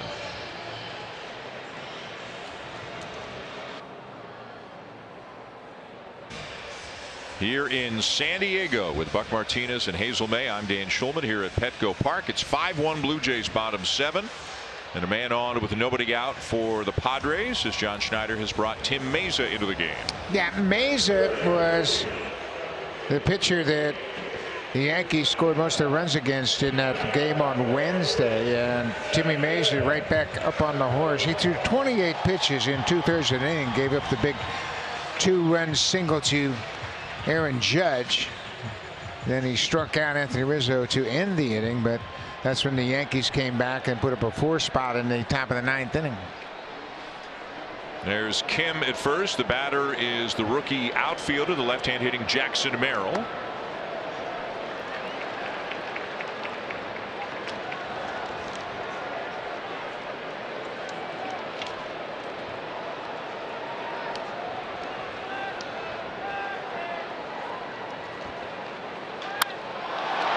In the air to left center. Long run, Kiermaier. He's got it.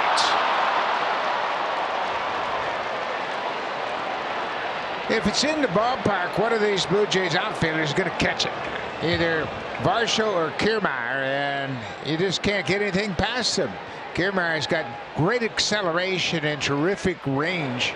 And you can see he's shaded in that direction to start, and he has a long run, gets to the warning track with plenty to spare, and runs it down. Varsho made a terrific play to start the ball game. Kiermaier makes another nice play right there. And now Mike Schultz going to his bench for a pinch hitter. He'll send up the right-hand hitting Eggy Rosario to bat for Tyler Wade. And that's enough to get Pete Walker out to the mound for a little conference on Rosario. Just an opportunity to go out here and have a chat, to go over the hitter. They talk about all these guys pregame, but just a little reminder. Rosario just getting a chance to pinch hit here.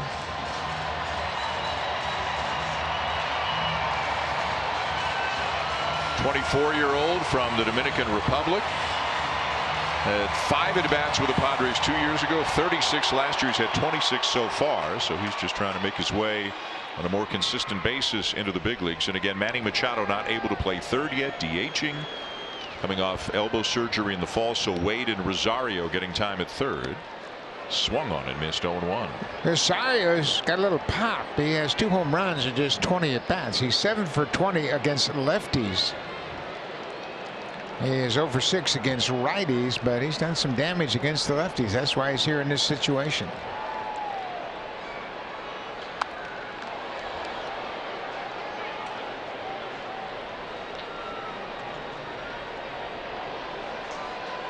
So Francis, 2 innings plus a batter, responsible for Kim out at first. After 4 good innings from Yariel Rodriguez, 1 run, 3 hits, 7 strikeouts.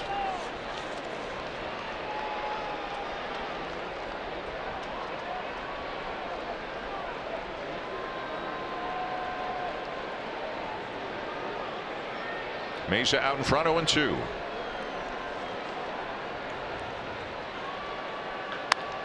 Pulled foul. Nice reflexes there by Tim Leeper.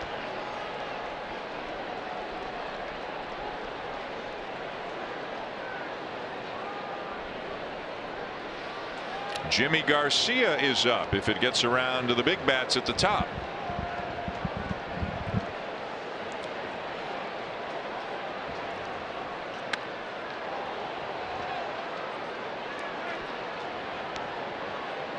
Rosario's putting up a battle. He's fouled off some tough pitches, and he's just a young guy that generally you see older pinch hitters, but this guy has a pretty good hack at that left-handed offering of Tim Mesa.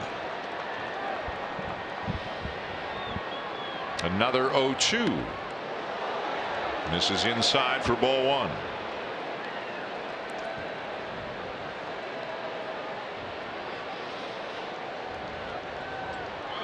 Adrian Morejon is up in the Padres pen.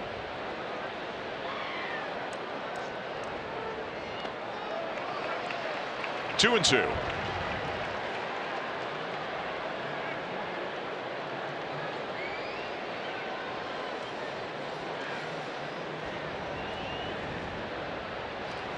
Probably great for Mesa after what happened on Wednesday to get right back out there. Oh, absolutely. And that's why he's in this situation.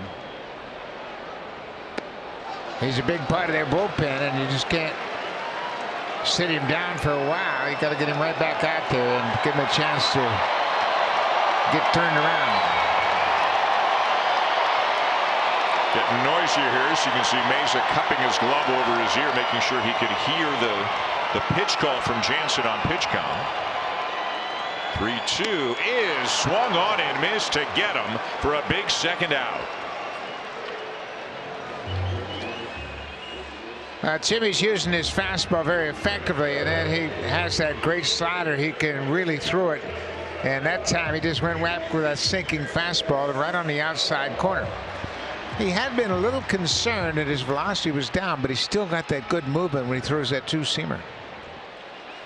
Now another pinch hitter coming up for the Padres as Luis Campusano is going to bat for Kyle Higashioka. One catcher for another.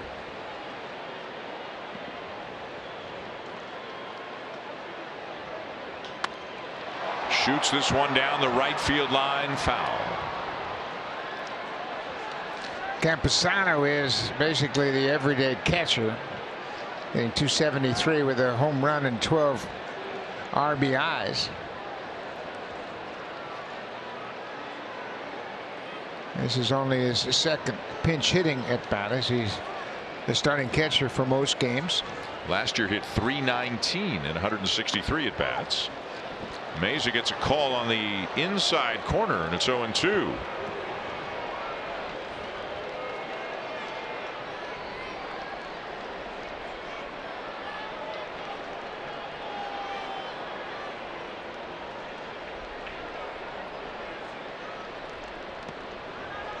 Good block there by Jansen. Kim holds his ground at first.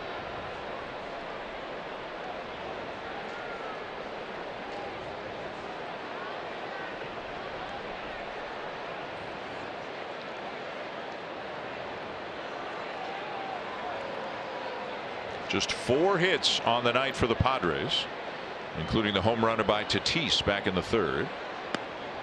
Now 2-2 on Campusano. Took another shot at that inside corner and missed with that two-seamer.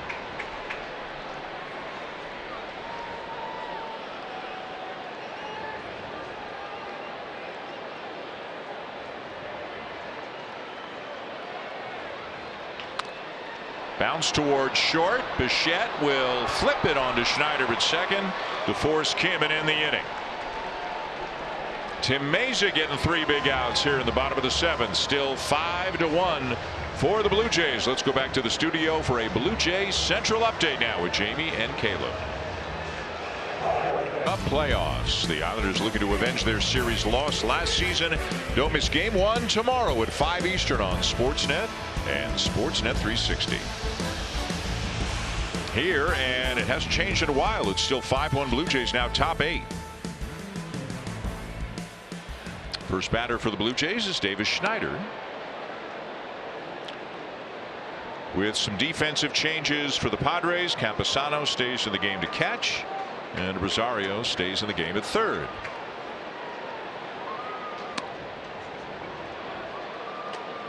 (2-0) on Schneider, who's grounded out and lined out twice, once to center and once to short.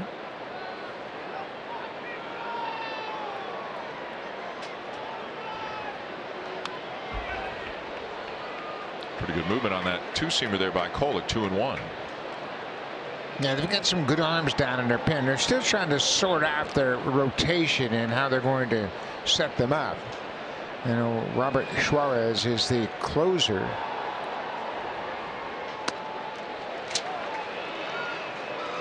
That's a funky arm angle too, and it has a lot of late movement. Kind of short arms it, but it gets a lot of movement on that two-seamer.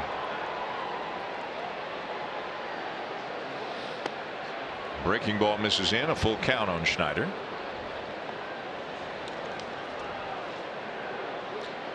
Dalton Varsho on deck. Danny Jansen behind him.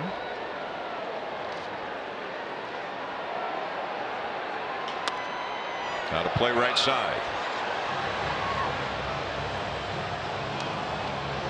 Opposing teams are pitching the Blue Jays right-handed batters away at about as high a clip as any team is getting pitched away. They know Schneider wants to pull, right? Get it in the air to left field. He's seen a lot of pitches away. That one will run in on him and it'll be foul. But Guerrero getting pitched away a lot. Kirk getting pitched away a lot. Yeah, and all you got to do is make sure you don't chase those pitches off the plate, and they've done a pretty good job of that. And Justin Turner, boy, he's like an assistant hitting coach, just sitting down there backing up everything these hitting coaches tell to the Blue Jays hitters. As I mentioned, we talked to Don Mattingly before this game, and he said, I'm pretty pleased with the approach. It's getting better every single day. And what we're doing is we're making these pitchers work. And the more pitches you see, the more likely you're going to get a mistake. Another foul off out of play to the right side. You know, pitchers, they're just like hitters. They're not perfect. So the more pitches you can see in an at-bat, chances are the percentages are going to be in your favor. That sooner or later you're going to get a ball that you can hit. Foul off the tough ones and hammer the mistakes. Line to right, a base hit. What a good at bat. Again, as Kolek stayed away as much as he could on Schneider, and Schneider comes up with a single to right as we check in with Hazel. Davis Schneider spent the off day with Ernie Clement, Chris Bassett, and Justin Turner playing a round of golf at Torrey Pines. I asked Davis how he did, and he said, well, to a man, they said, not as good as Ernie. Schneider said Clement shot a 74 at Torrey Pines and then proceeded to remind me that Tiger Woods shot a 2 under at that same course. So he said Clement is an all-around excellent athlete. Dan? He absolutely is, Hazel. Everybody backs that up. Chris Bassett gave me much the same story. Bernie's talented. Pitching change here in San Diego. Morejon, the lefty, on his way in. Petco Park in San Diego, and the Blue Jays looking to start off the road trip on a winning note. They're up 5-1 in the 8th inning with left-hander Adrian Morejon now coming in for the Padres. Morejon is originally from Cuba. He went to the Dominican Republic and was declared a free agent and signed with the Padres.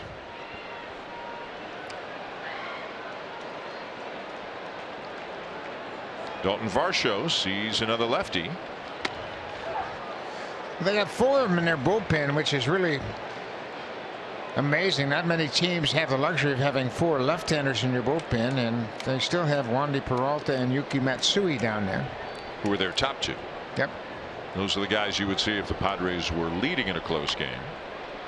Wandy Peralta with the Yankees last couple of years, and Yuki Matsui, I've had a chance to watch him a couple of times. He's got good stuff.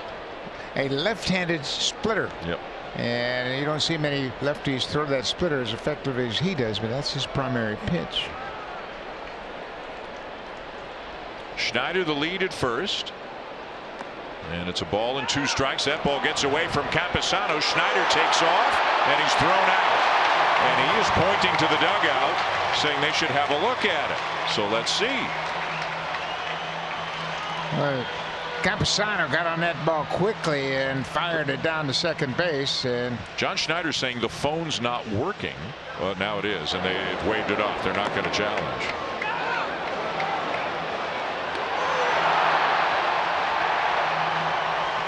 Well, Schneider sees the ball get away from the catcher and puts his head down, but there's a strike thrown to Kim, the shortstop. And he swiped him before his hand hit the bag, no question about it. And now swing and a miss to get Varsho 2 down.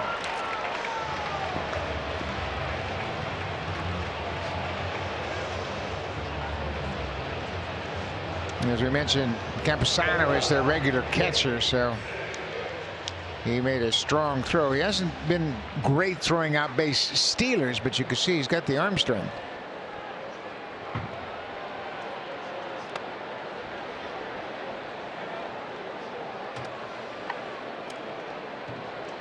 Danny Jansen 1 for 3, doubled and scored in the 4-run second.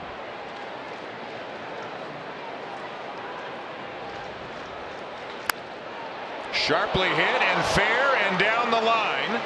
And Jansen's got his second extra base hit of the night, 2 for 4 now with a couple of doubles. Good to have him back in the middle of that lineup. Well, it sure is. And you know, Danny does such a good job of driving the ball to the pulled side of the diamond. He hit one up against the wall in deep left center his first at bat, and this time he turns on an inside pitch and gets it past Rosario down the left field line. Rosario came in as a pinch hitter in the bottom of the 7th, and he can't come up with that hot shot. So he's in scoring position with 2 down for Kevin Biggio, who's walked and struck out twice.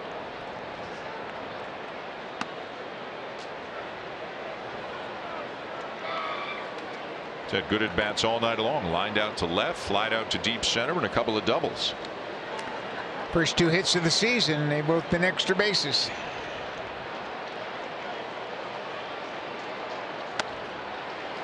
One and one on Biggio. 97 there from Morejon.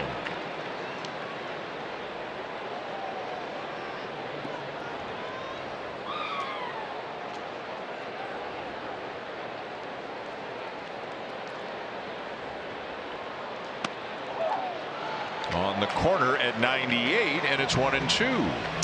Gavin was called out on strikes facing the other left-hander, Tom Cosgrove, earlier in the game. It was back in the 6th.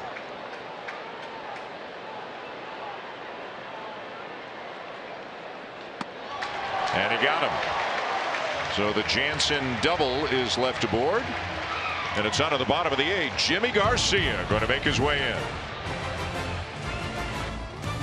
From Dome on Wednesday, May the 1st. It's a 3:07 first pitch with fun photo ops and dedicated workspaces. Visit BlueJays.com/workfromdome to purchase your tickets.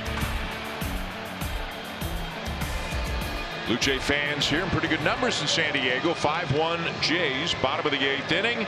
And here comes a guy who has been absolutely dealing this season in Jimmy Garcia. 8 2/3. He's the largest. 2 hits, 1 run, 1 walk, and 11 strikeouts. He's been unbelievably consistent. This will be his 9th appearance of the season. He pitched in back-to-back games Monday and Tuesday. Picked up a save on Monday.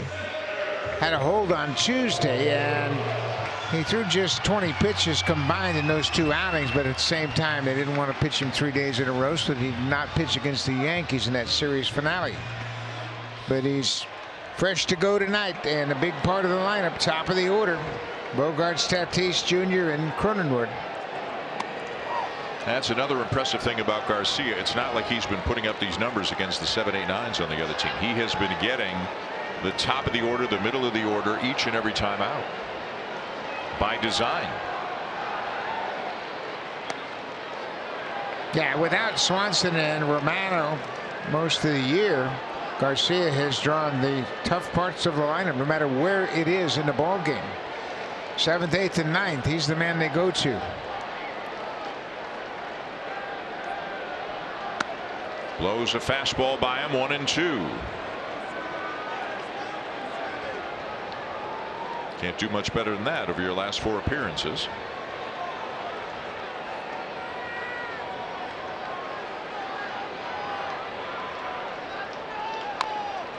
Fouled off. His velocity is as good as it's ever been. The movement is consistent. He's got second and third pitches. He's got confidence, and he truly has a starter's arsenal, pitching in short stints. Can do so many things to take the sting out of the opponent's bats.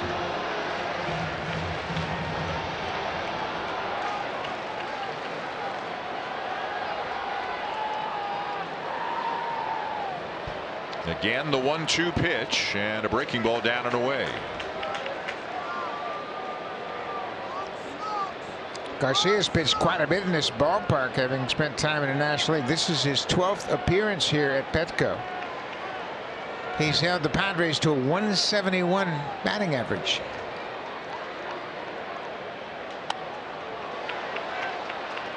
He was a Dodger. He was a Marlin.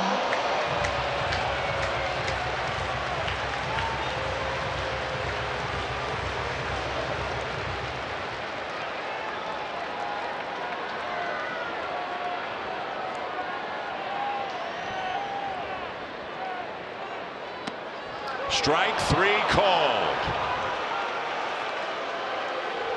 Bogaerts just said, "You got me twice." He struck out 3 times, and he was called out twice by the home plate umpire, Junior Valentin. This is a breaking ball that catches the outside corner. That's on the corner. Nothing wrong with that pitch. Bogaerts literally turned around and told the umpire, "That's twice you got me now."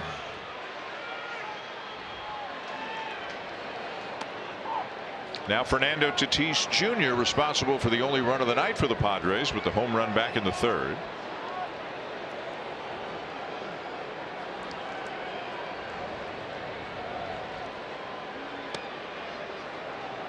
Wow, he throws that 1-2 seamer away that catches the outside corner and then brings it inside and moves off the inside corner.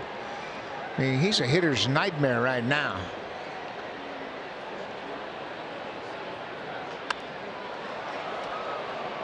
They can't get around on him very much. No, yeah, he's got them all set up for that breaking ball again.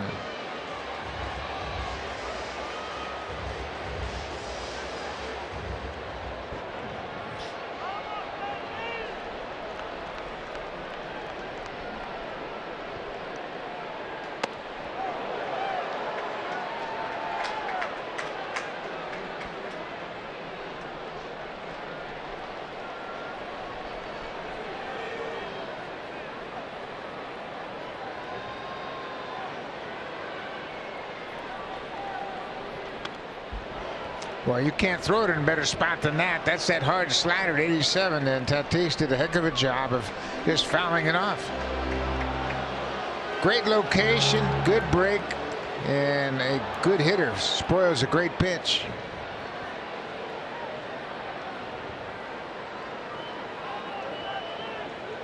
Another 2-2 offering, and he got him swinging. Back-to-back strikeouts for Garcia. 97, top of the zone. Tough to catch up to after you saw that slider on the previous pitch, and you can see how late Tatis was. Watch where the ball is when he swings at it. It's past him. Well, he hides the ball so well. He tucks that left shoulder, and you can't find the baseball coming out of his hand. Jake Cronenworth looks at a breaking ball for a strike. He is 1 for 3.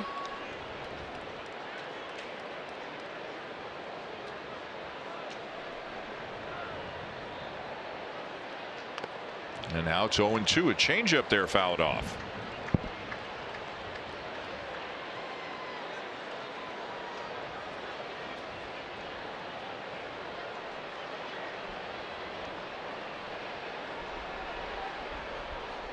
Rodriguez 4 innings, Francis 2 plus a batter, Meza the 7th, and now Garcia trying to retire the side in order in the 8th.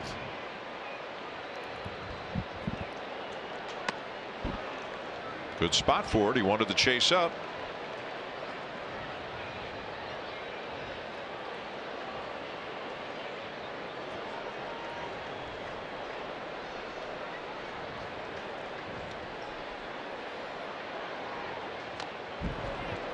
Up there again, Cronenworth got a piece of it.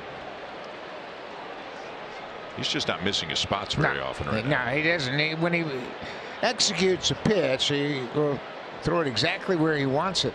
And that slider he threw to Tatis that he fouled off was in a great spot.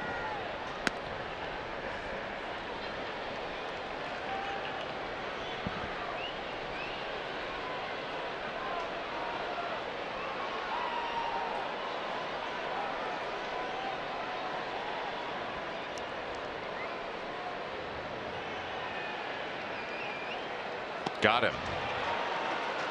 The tag applied by Jansen, and Jimmy Garcia just struck out the side. Bogarts, Tatis, and Cronenworth 5-1 through 8. With Romano and Swanson both on the IL for the first 3 weeks of the season, Jimmy Garcia has just stepped in time and time again, and that continues here tonight. Yeah, he got Xander Bogaerts to swing at a sweeper, and then the curveball was terrific to Cronenworth to end the inning, and he has been as good as anybody in baseball, closing out tough parts of the lineup. He got 1, 2, and 3 in order, struck them all out. So it's still 5-1 Blue Jays. Nobody has scored since the 3rd. It's now top 9. Isaiah Kiner-Falefa lines one to right, and that's going to get past Tatis. It's rolling all the way to the track. Kiner-Falefa's on his way to 3rd, and he'll be held there. Well, that's not a good decision right there. Leading off in the inning, number 8 hitter hits the ball that's sinking. Play it on a hop, concede the single, but he went for the catch, and it ends up being a triple for Isaiah Kiner-Falefa. That's a big break for the Blue Jays. It's a line drive sinking to right field, and if Tatis plays it on a hop, he just concede the single. But now Kiner-Falefa sees the ball going to the warning track and ends up at 3rd. So the Blue Jays with a great chance to add on an insurance run here. One more look at the attempts by Tatis. Yeah, once you see you can't catch it, you got to block that ball. Just keep it in front of you. Kiermaier pokes it out of play off to the left, and it's 0-2. Again, the big hit back in the second, the 2-run double. Kiermaier went 3 for 3 with a walk on Wednesday as well.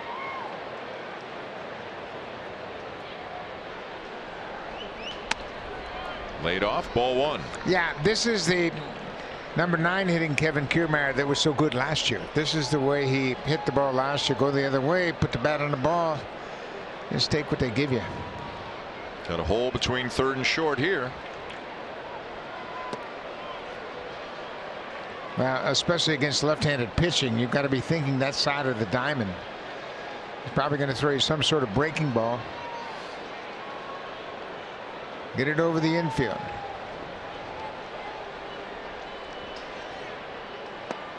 Couldn't do it. A swing and a miss. 1 down.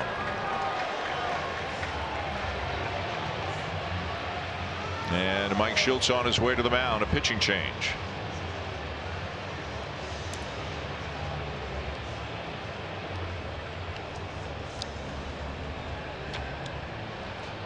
Right-hander Logan Gillespie coming in to face Bo Bichette. After out of high school, played some independent ball before he got a minor league deal with the Milwaukee Brewers in 2018. So he's kind of a survivor. He's 27 years old now. Throws a lot of four-seam fastballs. You come at you, pretty aggressive pitcher. He was just called up from AAA El Paso when Yu Darvish went on the IL. That was on Wednesday. So that's a big run for the Blue Jays down at third base now. Bo Bichette trying to clear the infield and bring home the run. Infield in for the Padres as Gillespie starts. Bichette with a strike. Bo is 2 for 4 tonight. 2 singles, a run scored, a stolen base.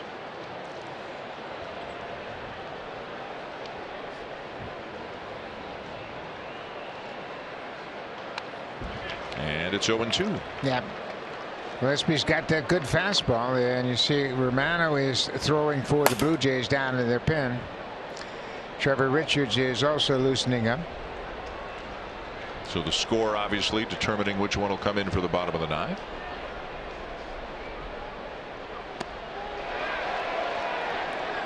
He went on the appeal.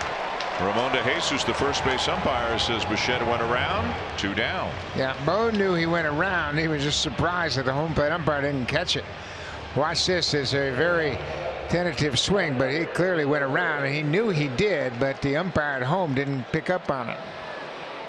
So a leadoff triple, but now there are 2 outs, and here's Vladdy, who's 2 for 4 with a couple of singles. 95 and in there, 0-1.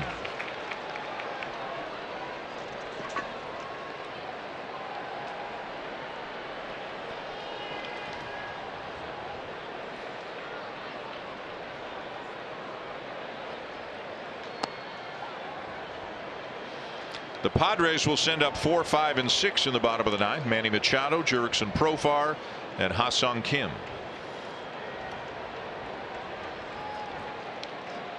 Nice to know Tatis has come and gone. Big cut by Guerrero. It's 1-2. Yeah, that's why Jimmy Garcia got the 8th inning, so he could handle the top of the order. And boy, did he ever handle it. He struck out the side. Bogarts, Tatis Jr., and Jake Cronenworth. I mean, it was no contest.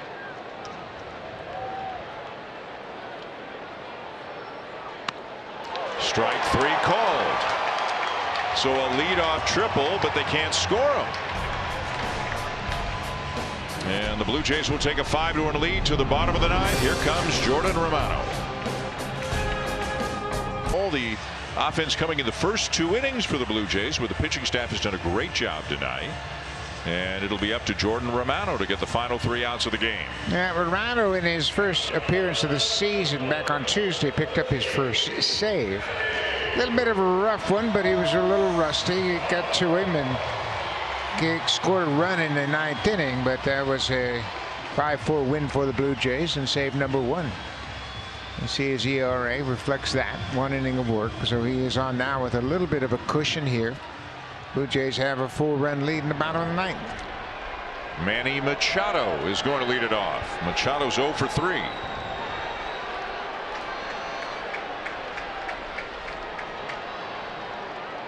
Chased a slider. Guessed fastball, guessed wrong. Got a 50-50 chance. Yeah, that's true.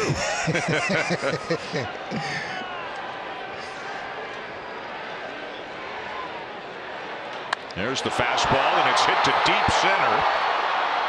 But Kiermaier's got a little bit of room to haul it in. 1 down.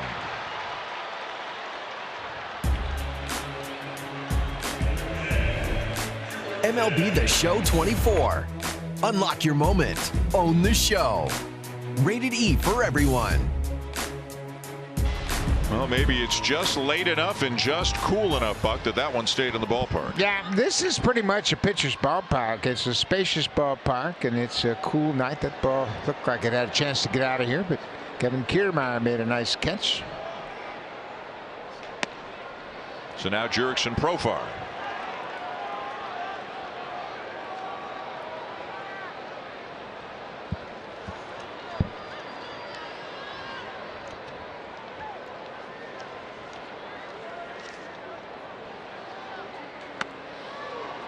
Jose Barrios getting the start for the Blue Jays tomorrow night. The game starts an hour earlier tomorrow. First pitch is at 8:40 Eastern, 5:40 Pacific.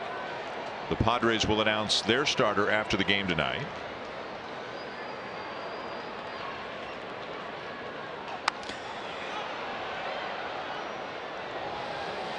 Barrios starting, and there's George Springer, who not on the lineup at the beginning of the night under the weather. The fact that he's out in the dugout and hanging with the guys is a good sign. A couple of the coaches are a little under the weather too. It's kind of going around right now.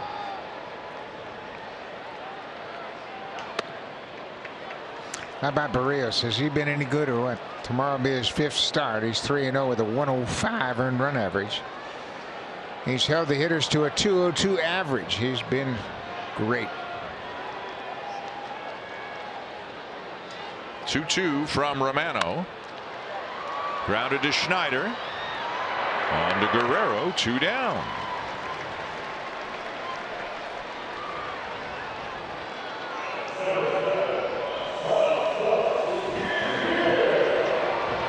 Romano wants a new baseball as he goes in search of the last out. Ha-Sung Kim is the batter, 0 for 2 with a walk. Barrios first pitched in this ballpark in the World Baseball Classic back in 2017.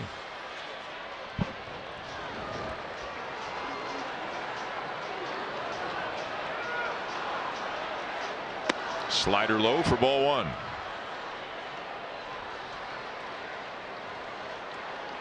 Justin Turner homer, drove in 2 tonight. Kevin Kiermaier a 2-run double.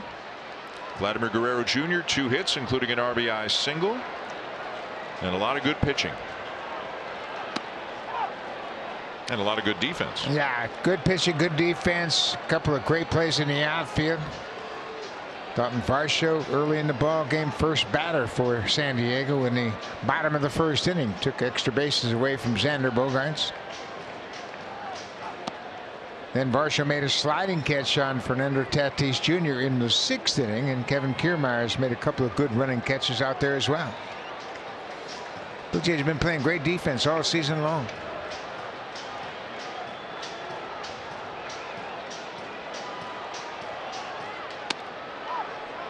High strike, 2-2.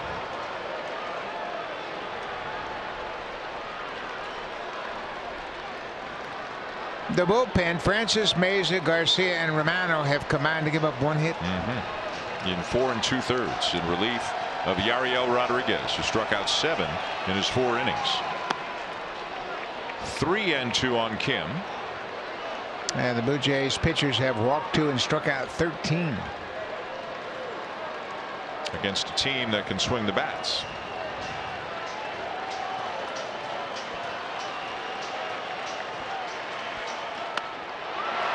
Into right, that's going to drop for a base hit.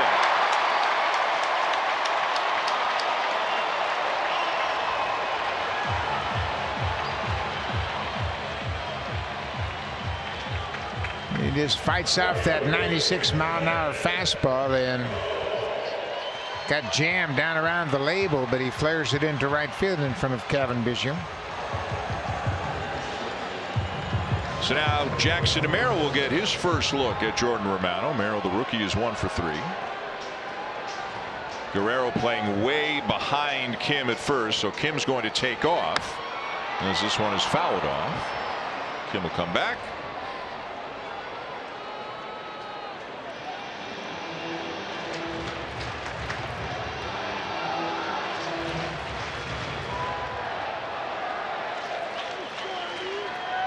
"21 years old today, Jackson Merrill.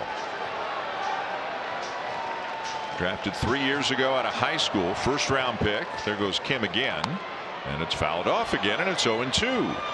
Yeah, he's got a good swing, and we saw his speed earlier in the game when he hustled on a ball off the glove of Vladdy Guerrero Jr. and got a double out of it.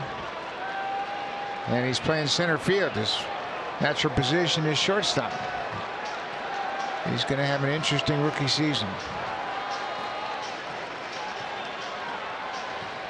Runner goes, and it's up and away, ball 1. Kim will take second on defensive indifference.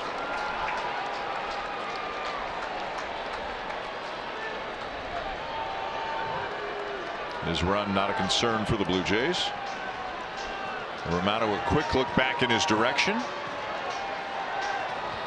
And the 1-2. He got him. A swing and a miss and a good slider down low. Romano finishes it off. And the Blue Jays come west to San Diego, get some good offense early, some good pitching and defense throughout, and it's all hugs and smiles as they win the opener by a score of 5-1. Yeah, Justin Turner got it all started with his second home run of the season to dead center. And he added another RBI single. Vladdy Guerrero had an RBI, and you mentioned it earlier, Kevin Kiermaier, maybe the biggest hit of the game. A 2-run single, a 2-run double in the second inning. But defense and pitching, once again, 2 walks, 14 strikeouts for the Blue Jays pitchers tonight. What a way to start a series here in San Diego. And they've got Jose Barrios on the mound in the middle game of the series tomorrow night, and we will have it for you right here on Sportsnet. 5-1 Blue Jays, your final. Let's go back to Sportsnet Central with Faisal and Martine.